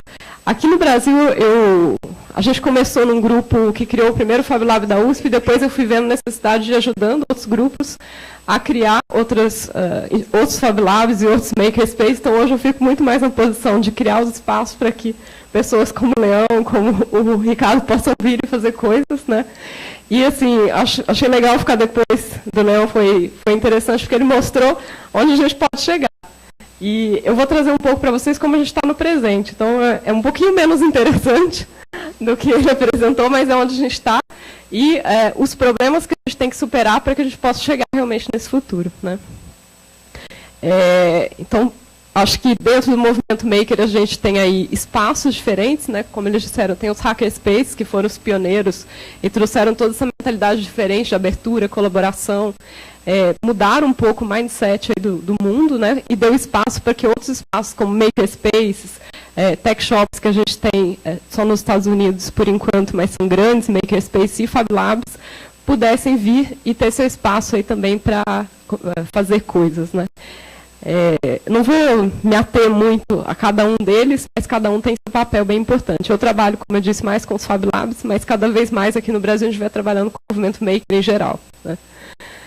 Eu acho que dentro de qualquer espaço desses, 3 elementos são muito importantes. Pessoas, máquinas e esses espaços, realmente. Mas não é qualquer tipo de pessoa, máquina e espaço. São aqueles makers, pessoas que são muito apaixonadas e que não pensam muito. Elas pegam e fazem, né? Então, acho que tudo isso que foi mostrado aqui não saiu da cabeça de uma pessoa que fica lá 1 ano projetando para depois fazer o primeiro protótipo, para fazer a primeira coisa sair. Não, já pega, se empolga com tudo que tem ali, pega componente eletrônico, faz uma mistura e faz alguma coisa sair. A gente trabalha muito com essa questão do open, né? Então são máquinas abertas, máquinas que você começa a recriar, a hackear. Quanto mais aberta dentro desses espaços, melhor, porque a gente tem que ter o domínio da máquina e não ela ter o domínio nosso, né? E espaços colaborativos, né? Para mim, a parte mais importante de qualquer um desses espaços que a gente frequenta é uma mesa, não são as máquinas, mas a mesa onde todo mundo senta junto e troca ideias, né? Então, o mais importante é ter realmente essa possibilidade da gente colaborar e a gente aprender com o outro. É isso que leva esse movimento muito adiante. Para uma ideia geral de quem nunca teve acesso ou nunca viu o que dá para fazer, então eu trouxe uns exemplos bem básicos. Assim, basicamente, dentro desse espaço, a gente tem máquinas de fabricação digital que vão desde cortadoras a laser, onde você pode trabalhar com qualquer tipo de chapa, como MDF, acrílico, papel, você pode cortar qualquer coisa. Você tem aí cortadores de vinil, que dá para fazer esses adesivos que a gente vê colado nas vitrines e tal, mas também dá para fazer uma coisa muito interessante, que são os circuitos eletrônicos flexíveis, né? Então, eu quero fazer um objeto em que eu preciso de um circuito, depois eu vou mostrar um exemplo para vocês mais para frente. Uma menina que fez um livro e precisava de um circuito eletrônico muito fininho para que não aparecesse ele nas páginas do livro, e ela usou essa técnica, então, de fazer circuito eletrônico na cortadora de vinil, com um adesivo de cobre. A gente tem as impressoras 3D, que são os booms aí do movimento maker, apesar dela não ser a minha preferida, eu acho que ela teve a minha máquina preferida dentro do Fab Lab, eu acho que é essa aqui, a laser, que ela é muito rápida, muito fácil de mexer, qualquer criança pega e sai fazendo, né? Mas as impressoras, elas realmente causaram um grande impacto, porque é mágico quando você vê alguma coisa sendo impressa ali na sua frente, você fala, meu, como que isso pode acontecer, né? Eu gosto muito do projeto desse cara que está na esquerda. Ele está realmente trabalhando um grupo para criar próteses cada vez melhores. Ele realmente não tem. Ele é um francês, ele perdeu o braço e encontrou dentro de um Fab Lab a possibilidade de fazer a prótese para ele mesmo. E quando você conversa com ele, você fala, realmente a impressora 3D ajuda a pessoa, empodera ela no sentido de, quando é um objeto muito personalizado, muito customizado, ela tem muito potencial, né? Então ele fala, eu já usei várias próteses comerciais e nenhuma é tão boa quanto a que eu faço, porque ela é exatamente para mim. Então acho que a impressora 3D traz essa coisa do, fui eu que fiz e é exatamente do jeito que eu quero, né? Claro que ela não se aplica a tudo, não dá para fazer tudo na impressora 3D, mas a prótese é realmente uma coisa que a gente vê que faz muito sentido. A gente trabalha com uma coisa muito importante, e isso eu trouxe desde que eu fiz o Fab Academy. Eu sou arquiteta de formação, eu nunca tinha trabalhado com eletrônica. Quando eu cheguei no curso e vi toda essa parte de eletrônica, eu fiquei assim, falei, nunca vou dar conta disso. Por quê? Dentro da rede Fab Lab, quem criou essa rede foi um professor do MIT, o professor Neil Gershenfeld. E ele fala, a gente tem que dominar a eletrônica, você tem que saber fazer suas placas de circuito eletrônico. Então, usar Arduino, usar todas as placas é legal, ajuda a gente, mas você tem que saber também produzir do zero. Ou seja, usando o microcontrolador, você desenha isso no software de desenho, você fresa isso numa fresadora de precisão, depois você vai soldar na mão e você vai programar. É aí que você faz com que o conhecimento fique para você e não entregue para o pessoal da China para que ele resolva para você. Então, muitas vezes, esse foi um grande ponto que eu decidi falar um pouco mais até sobre protótipo. Foi uma meta para esse ano, falar mais sobre protótipo, para que a gente possa impulsionar cada vez mais isso aqui no Brasil. A gente sabe que é caro importar essas placas, não é fácil, tem algumas que a gente não acha aqui, e com uma máquina, uma fresadorinha de precisão, a gente consegue fazer essas placas de circuito eletrônico de maneira muito simples. Então, eu gostaria muito que a gente replicasse mais essa técnica, né? E tem outras máquinas grandes que dá para a gente fazer barcos, casas. Então, é um pouco o universo do que dá para fazer dentro desses espaços, né? Aqui um pouco de aplicação. Tudo que faz essas máquinas desde coisas muito decorativas, como colocar seu computador e fazer um desenho ali que tem a sua cara. Os japoneses adoram inventar, fazem coisas com sushi, essas algas todas personalizadas. Essa câmera, toda feita numa cortadora laser, ela está disponível na internet, a gente pode baixar o código, baixar a receitinha dela, né, e fabricar isso dentro de qualquer espaço que tenha uma laser. Muita gente trabalhando com roupas, personalizando, customizando, fazendo padronagens. Papel é muito legal de mexer, que é muito simples, muito barato. Você vai na laser e começa a cortar, dá para fazer livro, dá para fazer kit piquenique, sei lá, se quer fazer um piquenique, uma festinha, vai na laser, corta o seu garfo. Enfim, milhões de coisas só para quem nunca teve acesso ter noção, né? Esse kit é muito legal, um kit de grafitar, então você vai montando ali as letras, vai montando o que você quer fazer e depois você grafita com ele. Papel de novo. O pessoal gosta muito, meus alunos gostam muito de fazer camiseta personalizada, então eles usam muito essas telas todas, enfim, sapato, móvel, vou passar bem rápido. A impressora 3D de novo nessa parte de fashion design é bem importante, porque eu digo que a impressora 3D é muito legal quando você sabe mexer muito bem, tanto no software quanto no hardware, né? Para chegar nisso, fazer uma coisa que seja assim, flexível pelo desenho, realmente bacana, mas que é muito difícil, né? E esse pessoal que trabalha com fashion design está conseguindo trabalhar com coisa assim. Impressora 3D de comida, tem muita gente já trabalhando com isso, né? Escanear você mesmo, fazer mini-me.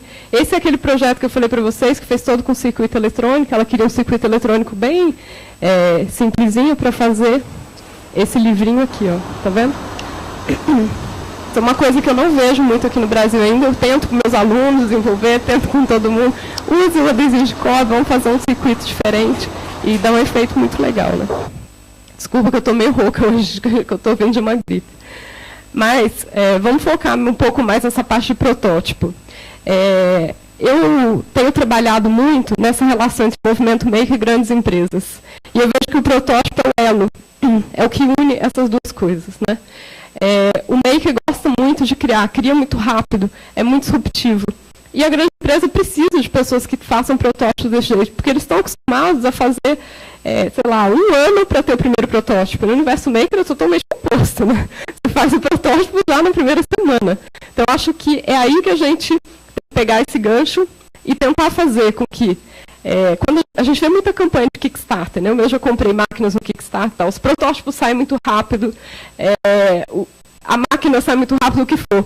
Só que chega depois, na hora de escalar, a gente tem dificuldade, porque o maker não tem essa facilidade em trabalhar também com escala, né? E aí, quando eu vejo que a gente se une com outras pessoas que sabem trabalhar isso um pouco melhor, a coisa flui. Então, eu tenho achado muito interessante reunir numa mesma mesa um monte de gente, seja de pessoas de grande empresa que sabem escalar, mas que não sabem criar de forma tão rápida, com o maker que inova disruptivamente, de maneira muito ágil, e que depois pode ter ajuda para escalar. E quando a gente fala protótipo, é protótipo de maneira muito simples mesmo, não é aquele protótipo final, é um protótipo de processo. É o que a gente, quando a gente parte para o hardware, é muito difícil isso, né? A gente vê em alguns hackathons aí que eu participei, que a pessoa tem a ideia, tem um pouco de conhecimento, e quando você fala, vamos prototipar, tem aquele medo. Não, porque o protótipo tem que ser perfeito, porque eu tenho que fazer uma coisa funcionar direitinho, porque tem que ser bonito. E não, o protótipo é uma coisa muito simples, é de processo. Quando você coloca esse protótipo na mão de um usuário, de uma pessoa que vai usar aquilo ali, gente, é completamente diferente do que você explicar para ela o que é o projeto, né? Então, esse aqui é um exemplo de uma câmera em que eles fizeram diversos tipos de protótipos diferentes, testando diversas partes da câmera, até chegar no processo final. Então, muitas vezes eu falo para o pessoal, gente, não se apega. Às vezes você quer mostrar só, isso é muito importante dentro de um hackathon, né? Você tem pouco tempo, você tem que mostrar aquilo que é mais importante no teu processo. Então, é a parte eletrônica? Vai para a parte eletrônica. Se não, a minha parte é mais a parte externa, eu quero dar um design bonito, vai para a parte externa. Então, achar o que é mais importante ali e prototipar de maneira muito rápida é o mais importante, realmente, né? Esse aqui é o que o Cavalieri mostrou. Pode pegar aqui, o Little Bits. Esse objeto que é lindo no final, né? E que foi muito boa a tua ideia, porque ele é muito caro mesmo. Mas é muito interessante porque essa menina que criou o Little Bits, ela veio também desse mesmo curso que eu fiz. E lá no começo, ela fazia esses protótipos isso aqui é o que virou o Littlebeats. Então, você vê, ela testou ali o que era mais importante, que era a ligação entre eles, e se funcionava. Depois de anos que ela foi chegar nisso aqui. Né? E todo mundo já quer chegar nisso aqui logo de cara. Mas não, vem para o protótipo sujo, vê se funciona. E aí depois chega no objeto real. Aí sim vai ficar tudo bonitinho e tal. Esse aqui é trabalho de aluno meu. Eu falo para eles, faz de isopor, faz o que tem na mão, não precisa ficar... o importante é materializar. Né? Aqui no Brasil a gente tem uma coisa que fala muito, mas não faz. Eu vejo quando a gente está fora, nos Estados Unidos, principalmente, eles materializam. Eles não falam, eles falam, o problema é esse. Então, está aqui. Vou te mostrar na prática como é que é, e já dá na tua mão e fala, experimenta. Então, esse processo é muito mais simples nos Estados Unidos. Eles estão mais acostumados a materializar. A gente fica muito... vamos pensar o que a gente vai fazer, depois que a ideia estiver um pouquinho melhor, aí a gente prototipa. E não, né, tem que ser o oposto, faz um protótipo muito ruim. Se deu tudo errado, ótimo, você aprendeu um monte de coisa para fazer o segundo de maneira mais eficiente. Esse projeto aqui é muito legal, dentro da rede FabLab, tem alguns FabLabs que eu gosto muito. Esse é um projeto que saiu do FabLab Amsterdã. Eles estão muito conectados com essa coisa de saúde, de melhorar a qualidade de vida para quem tem algum problema de saúde. Num certo momento, eles descobriram que eles podiam melhorar um pouco a qualidade de vida de quem tem diabetes, um tipo de diabetes que é mais controlado. E eles perceberam que na Holanda só existia aparelhos que te davam uma noção muito precisa de como você estava naquele dia. Então, se subia um pouquinho ou baixava um pouquinho o diabetes, ele te dava todos os detalhes. E o médico, que eles conversaram, falaram, para esse grupo você não precisa ter uma coisa tão acurada assim, você pode... entre tal número e tal número, você está ok.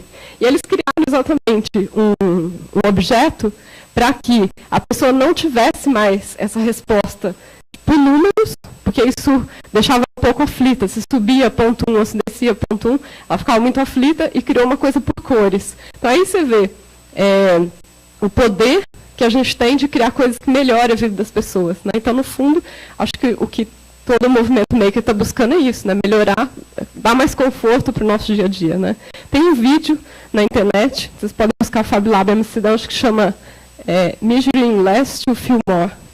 Ele mostra o usuário falando melhor para mim, porque agora se eu estou a cor que me dá, fala, você está ok, mais ou menos como se estivesse falando com ela. Né? Ela vai falar, está ok, fica tranquila que hoje o teu dia vai ser bom, teu diabetes está controlado. Então, acho isso muito importante quando a gente chega nesse tipo de projeto. Né? Porque a gente faz muita bobagem dentro das impressoras, a gente sai fabricando qualquer bobagem, fabricando coisas que a gente não vai usar depois. Mas eu acho que faz parte, eu gostaria que aqui no Brasil a gente realmente amadurecesse e todo mundo começasse a fazer coisas que impactassem a vida das pessoas. Né? Esse aqui é um projeto de uma pessoa de Curitiba que fez o Fab Academy lá em Barcelona. É muito legal, que é muito simples, mas ele conseguiu resolver de uma maneira muito barata, muito ágil, usando essa placa de circuito eletrônico que eu falei com vocês. O que é isso? É um alarme para bicicleta. Ele foi roubado em Barcelona, ele chegou lá e roubaram a bike dele, ele ficou muito bravo. Ele falou, fazer um alarme para que não roubem mais a minha bicicleta quando está em frente aqui o FabLab. Então, vai mostrar como é que funciona. É um sensor muito simplesinho mesmo, que fica ali dentro do cano da bicicleta. Dá um bipzinho.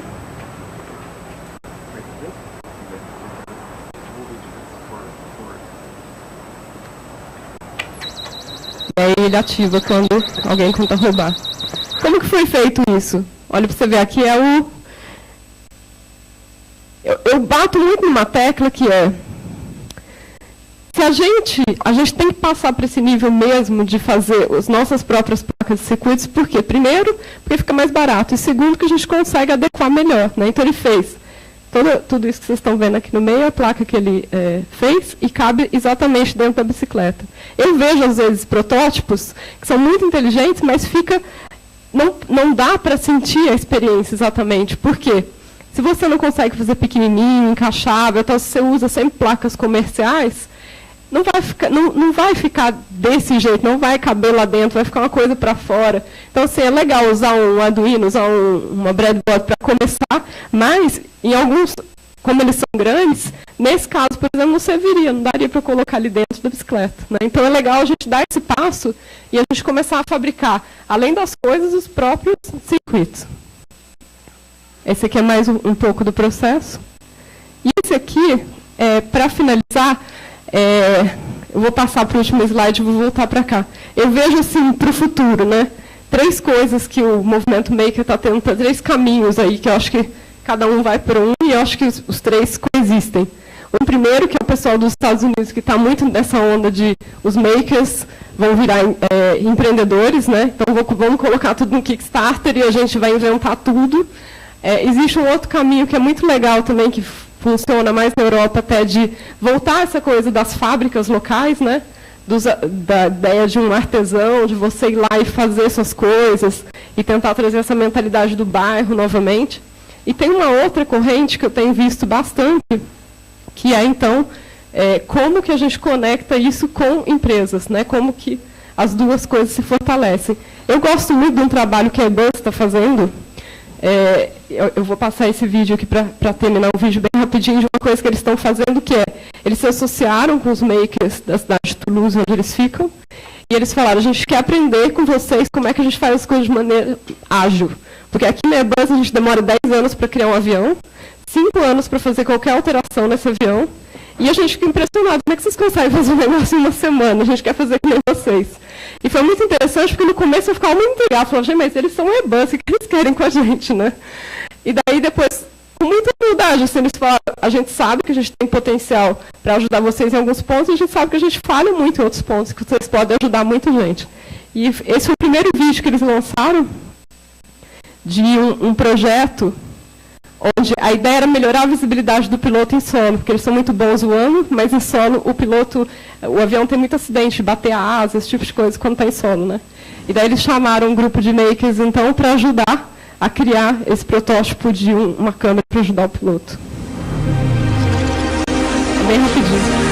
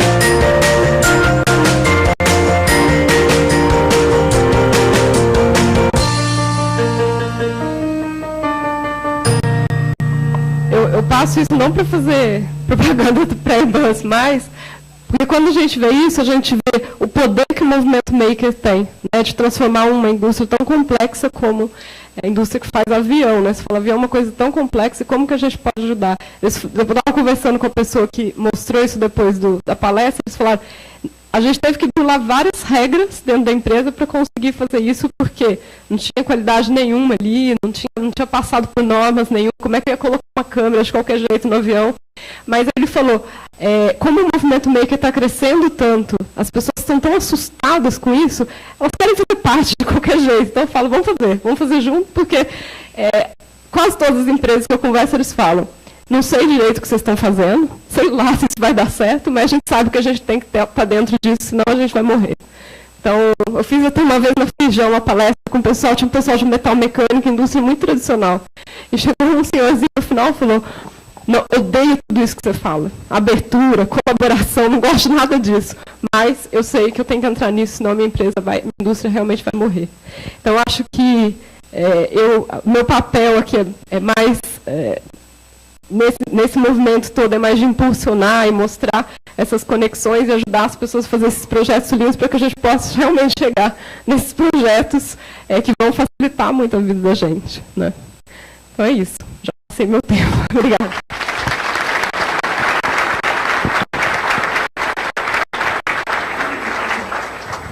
Parabéns, Elô, obrigado mais uma vez, muito bacana, assim, sensacional, assim, as três falas aí foram excepcionais e tem tudo a ver com o DNA desse comitê que a gente montou, né, Cris?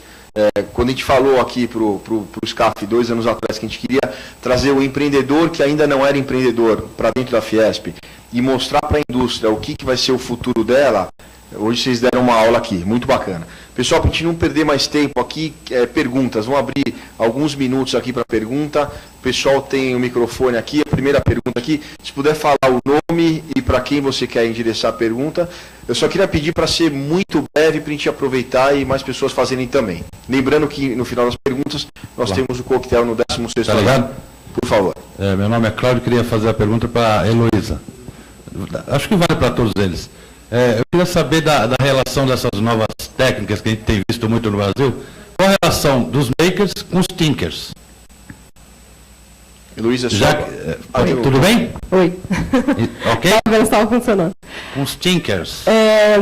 Eu acho que o movimento, dentro do movimento maker tem algumas divisões, né? E todo mundo quer saber. Eu fiz uma palestra semana passada, e era um pessoal de colégio, eles queriam saber, mas a minha mãe faz tricô e dá aula, não sei o que, minha mãe é maker, então tem muita essa coisa, né? De, sei lá, trabalho com manual. Acho que eu gosto muito da fala do Dale Doggett, que é o criador da revista Make Magazine, e que ele fala.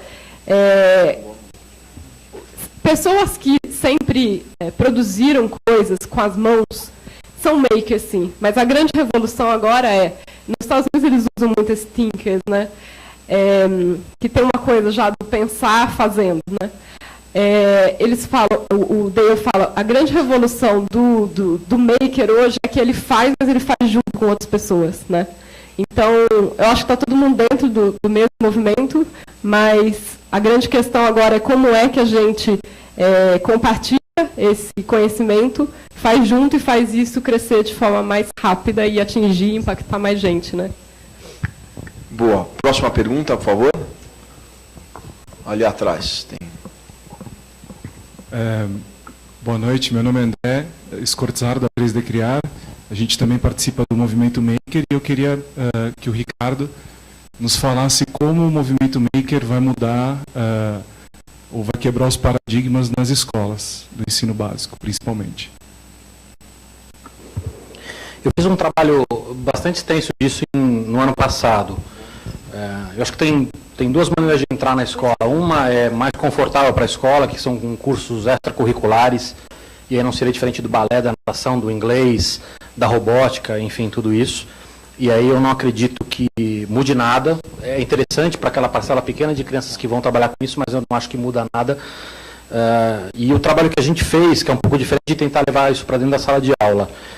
Isso acho que ajuda em um monte de coisas, não só a tornar a aula mais atrativa, mais efetiva, mas também, quer dizer, as crianças colocando a mão nessas tecnologias, nessa cultura, também ajuda a preparar para o mercado de trabalho, que a gente nem sabe como vai ser. A gente está falando de crianças que têm aí de 5, 6, 8, 10 anos, daqui 10 anos, daqui 15 anos, elas estão entrando no mercado de trabalho. Então, não dá nem para imaginar o que vai ser esse mercado de trabalho, com certeza ele não vai ser o que ele é hoje. Então, isso acho que tem muitos frutos e muitos ganhos, mas é muito difícil ainda porque isso muda bastante o dia a dia da escola, tira muito da zona de conforto. E é muito difícil. Agora, ao mesmo tempo, eu acho errado quem aponta o dedo para a escola e diz que a escola está atrasada, porque como as coisas estão muito rápido, está todo mundo atrasado. Né? Todas as indústrias, todos os segmentos estão atrasados, porque as coisas estão mudando muito rápido. Então, apontar o dedo para a escola e falar você está atrasada, você está antiga, você está velha, é de certa forma falacioso por causa disso.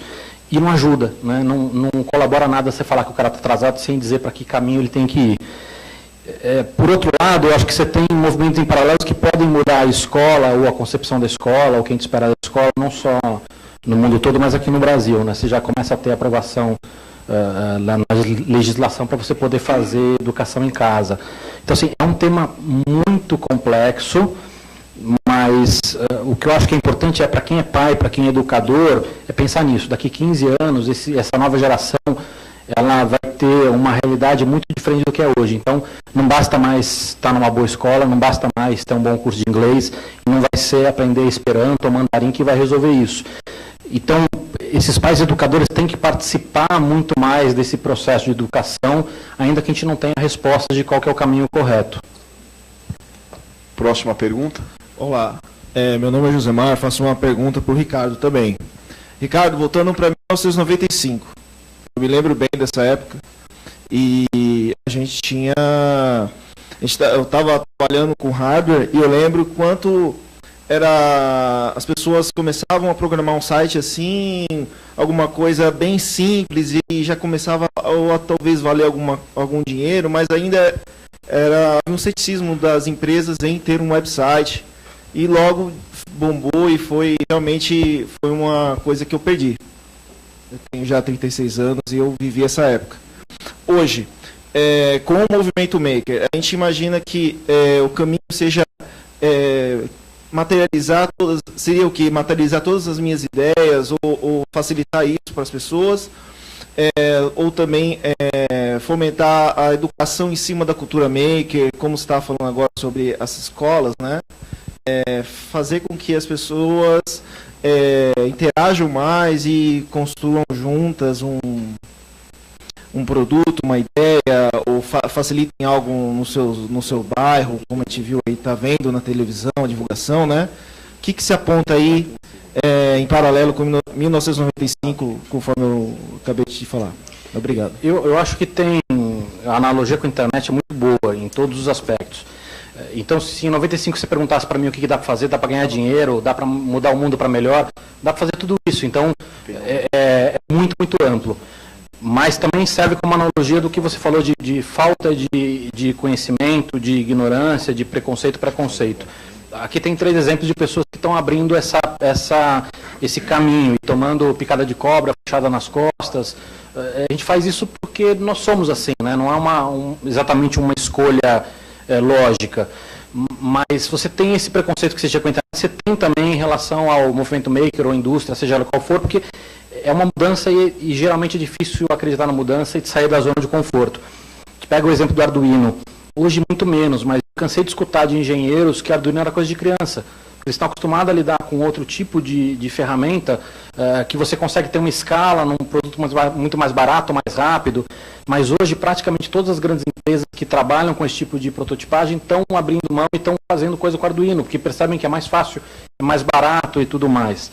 A própria impressora 3D, é muito comum as pessoas falarem, mas você só faz brinquedinho e tudo. E não, a NASA está usando isso, a Estação Espacial Europeia está usando isso. A gente consegue fazer peças hoje numa quantidade de material assustadora, platina, ouro, prata, bronze, cerâmica. Então esse preconceito existe, às vezes por falta de conhecimento, às vezes porque realmente a resistência à mudança. É difícil a gente recomendar que vocês entrem agora, mas como as coisas estão mudando muito rápido, também tem um risco não mudar e não entrar nessa revolução nova. O Ciro tem uma pergunta aqui, depois a gente passa de volta para ele. Perguntar para o Luiz Leão. Luiz, como é que você acha que essas novas tecnologias, makers, ela pode se integrar à indústria tradicional, ou você acha que essa nova tecnologia que vai democratizar a produção de utensílios, ferramentas, onde cada pessoa pode fazer na própria no próprio ateliê, na própria casa, se isso, de alguma forma, como isso vai impactar a indústria tradicional? Eu acho que a grande questão que a gente tem que colocar agora é a questão de escala. Assim, tipo, se a gente for pensar, por exemplo, os meios de fabricação que a gente tem hoje com relação à fabricação digital, vai ter um limite, ele vai ter uma certa limitação. Nem que seja assim, para fazer 1000 ainda é possível, mas se eu precisar fazer um produto, alguma coisa que vai ter uma escala mundial, por exemplo, ou eu vou utilizar uma rede de fabricação digital, que é uma outra discussão, ou de certa forma eu vou ter que fabricar na China. Acho que não tem muito como a gente fugir disso, é aí que é o ponto que a indústria entra.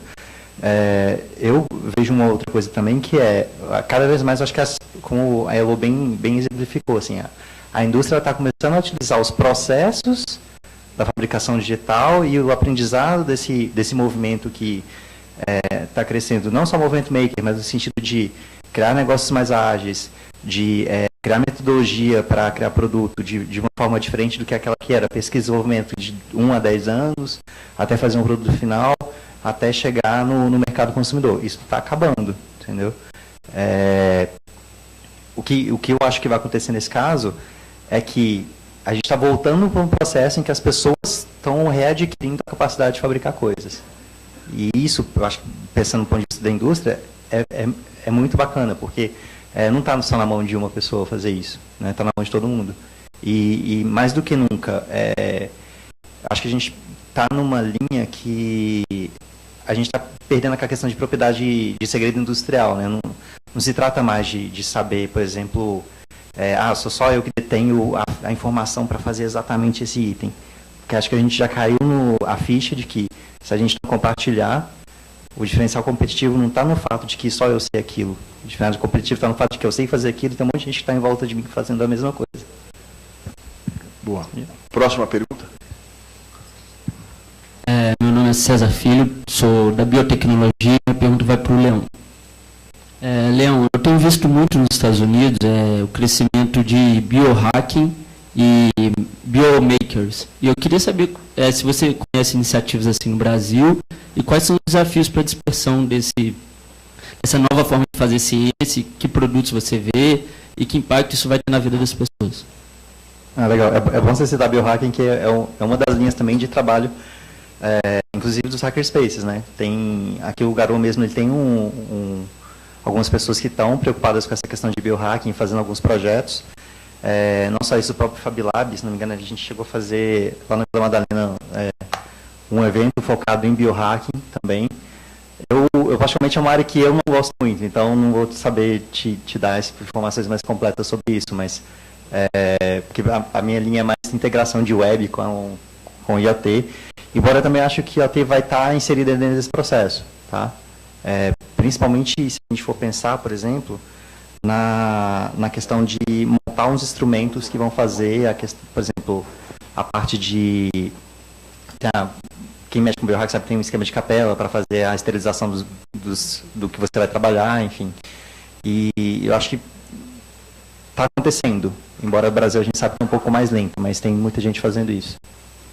Mas acho que assim como todas as frentes que a gente olha, eu acho que tem duas ajudas. Uma é no lado profissional, dar ferramentas bastante acessíveis para que essas pessoas possam fazer coisas realmente topo de linha no que se refere à tecnologia. E a segunda, que também acho que é importante dizer, no médio e longo prazo, colocar mais gente nessa história. Hoje você consegue já fazer equipamentos que custam uma grana considerável com um custo muito mais acessível.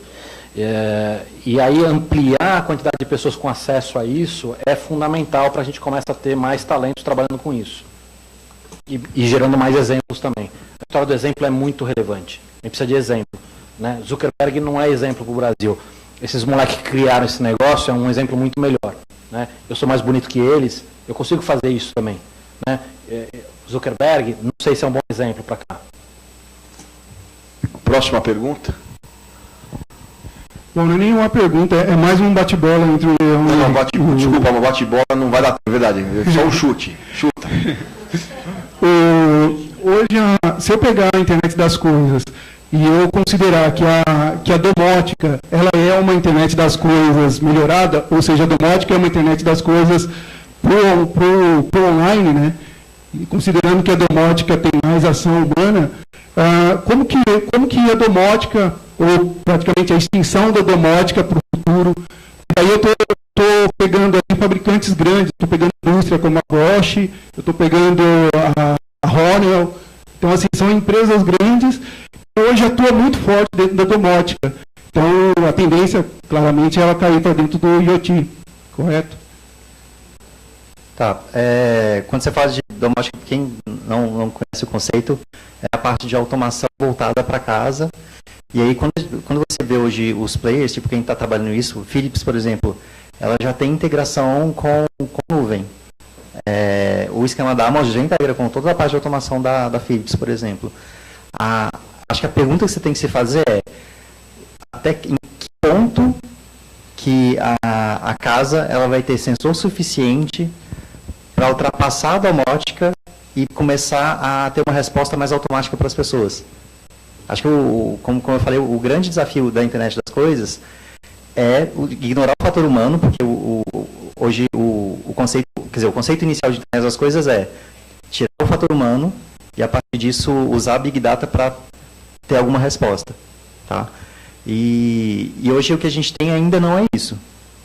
Tem, tipo, tem um esquema que sabe que eu estou em casa e a parte dele desligar as luzes? Tem, mas em que momento que ele vai utilizar a Big Data para saber que ele tem que ligar o equipamento no momento certo?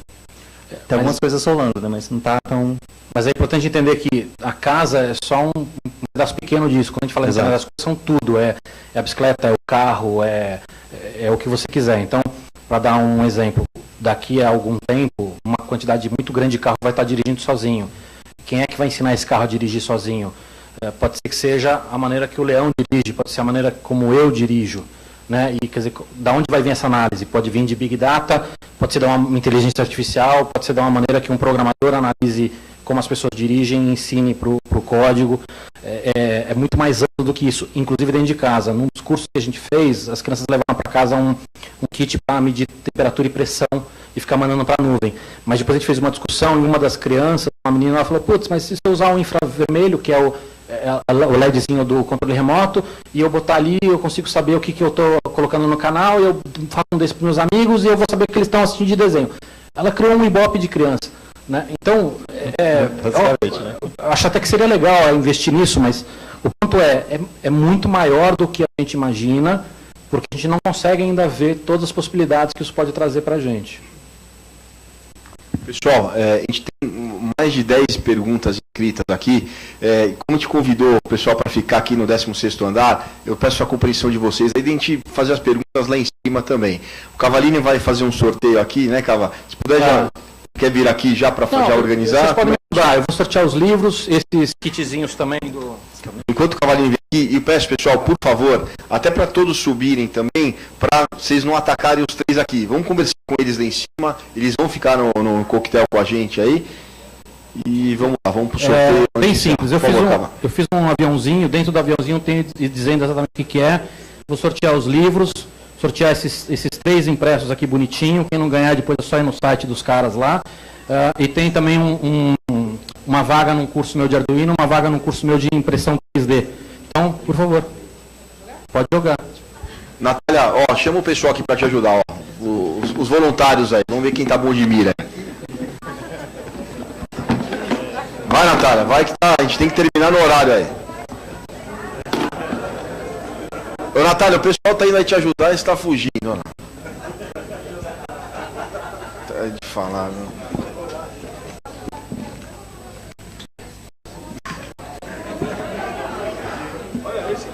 Ô, Cava, só você também. O pessoal vai sair na mão.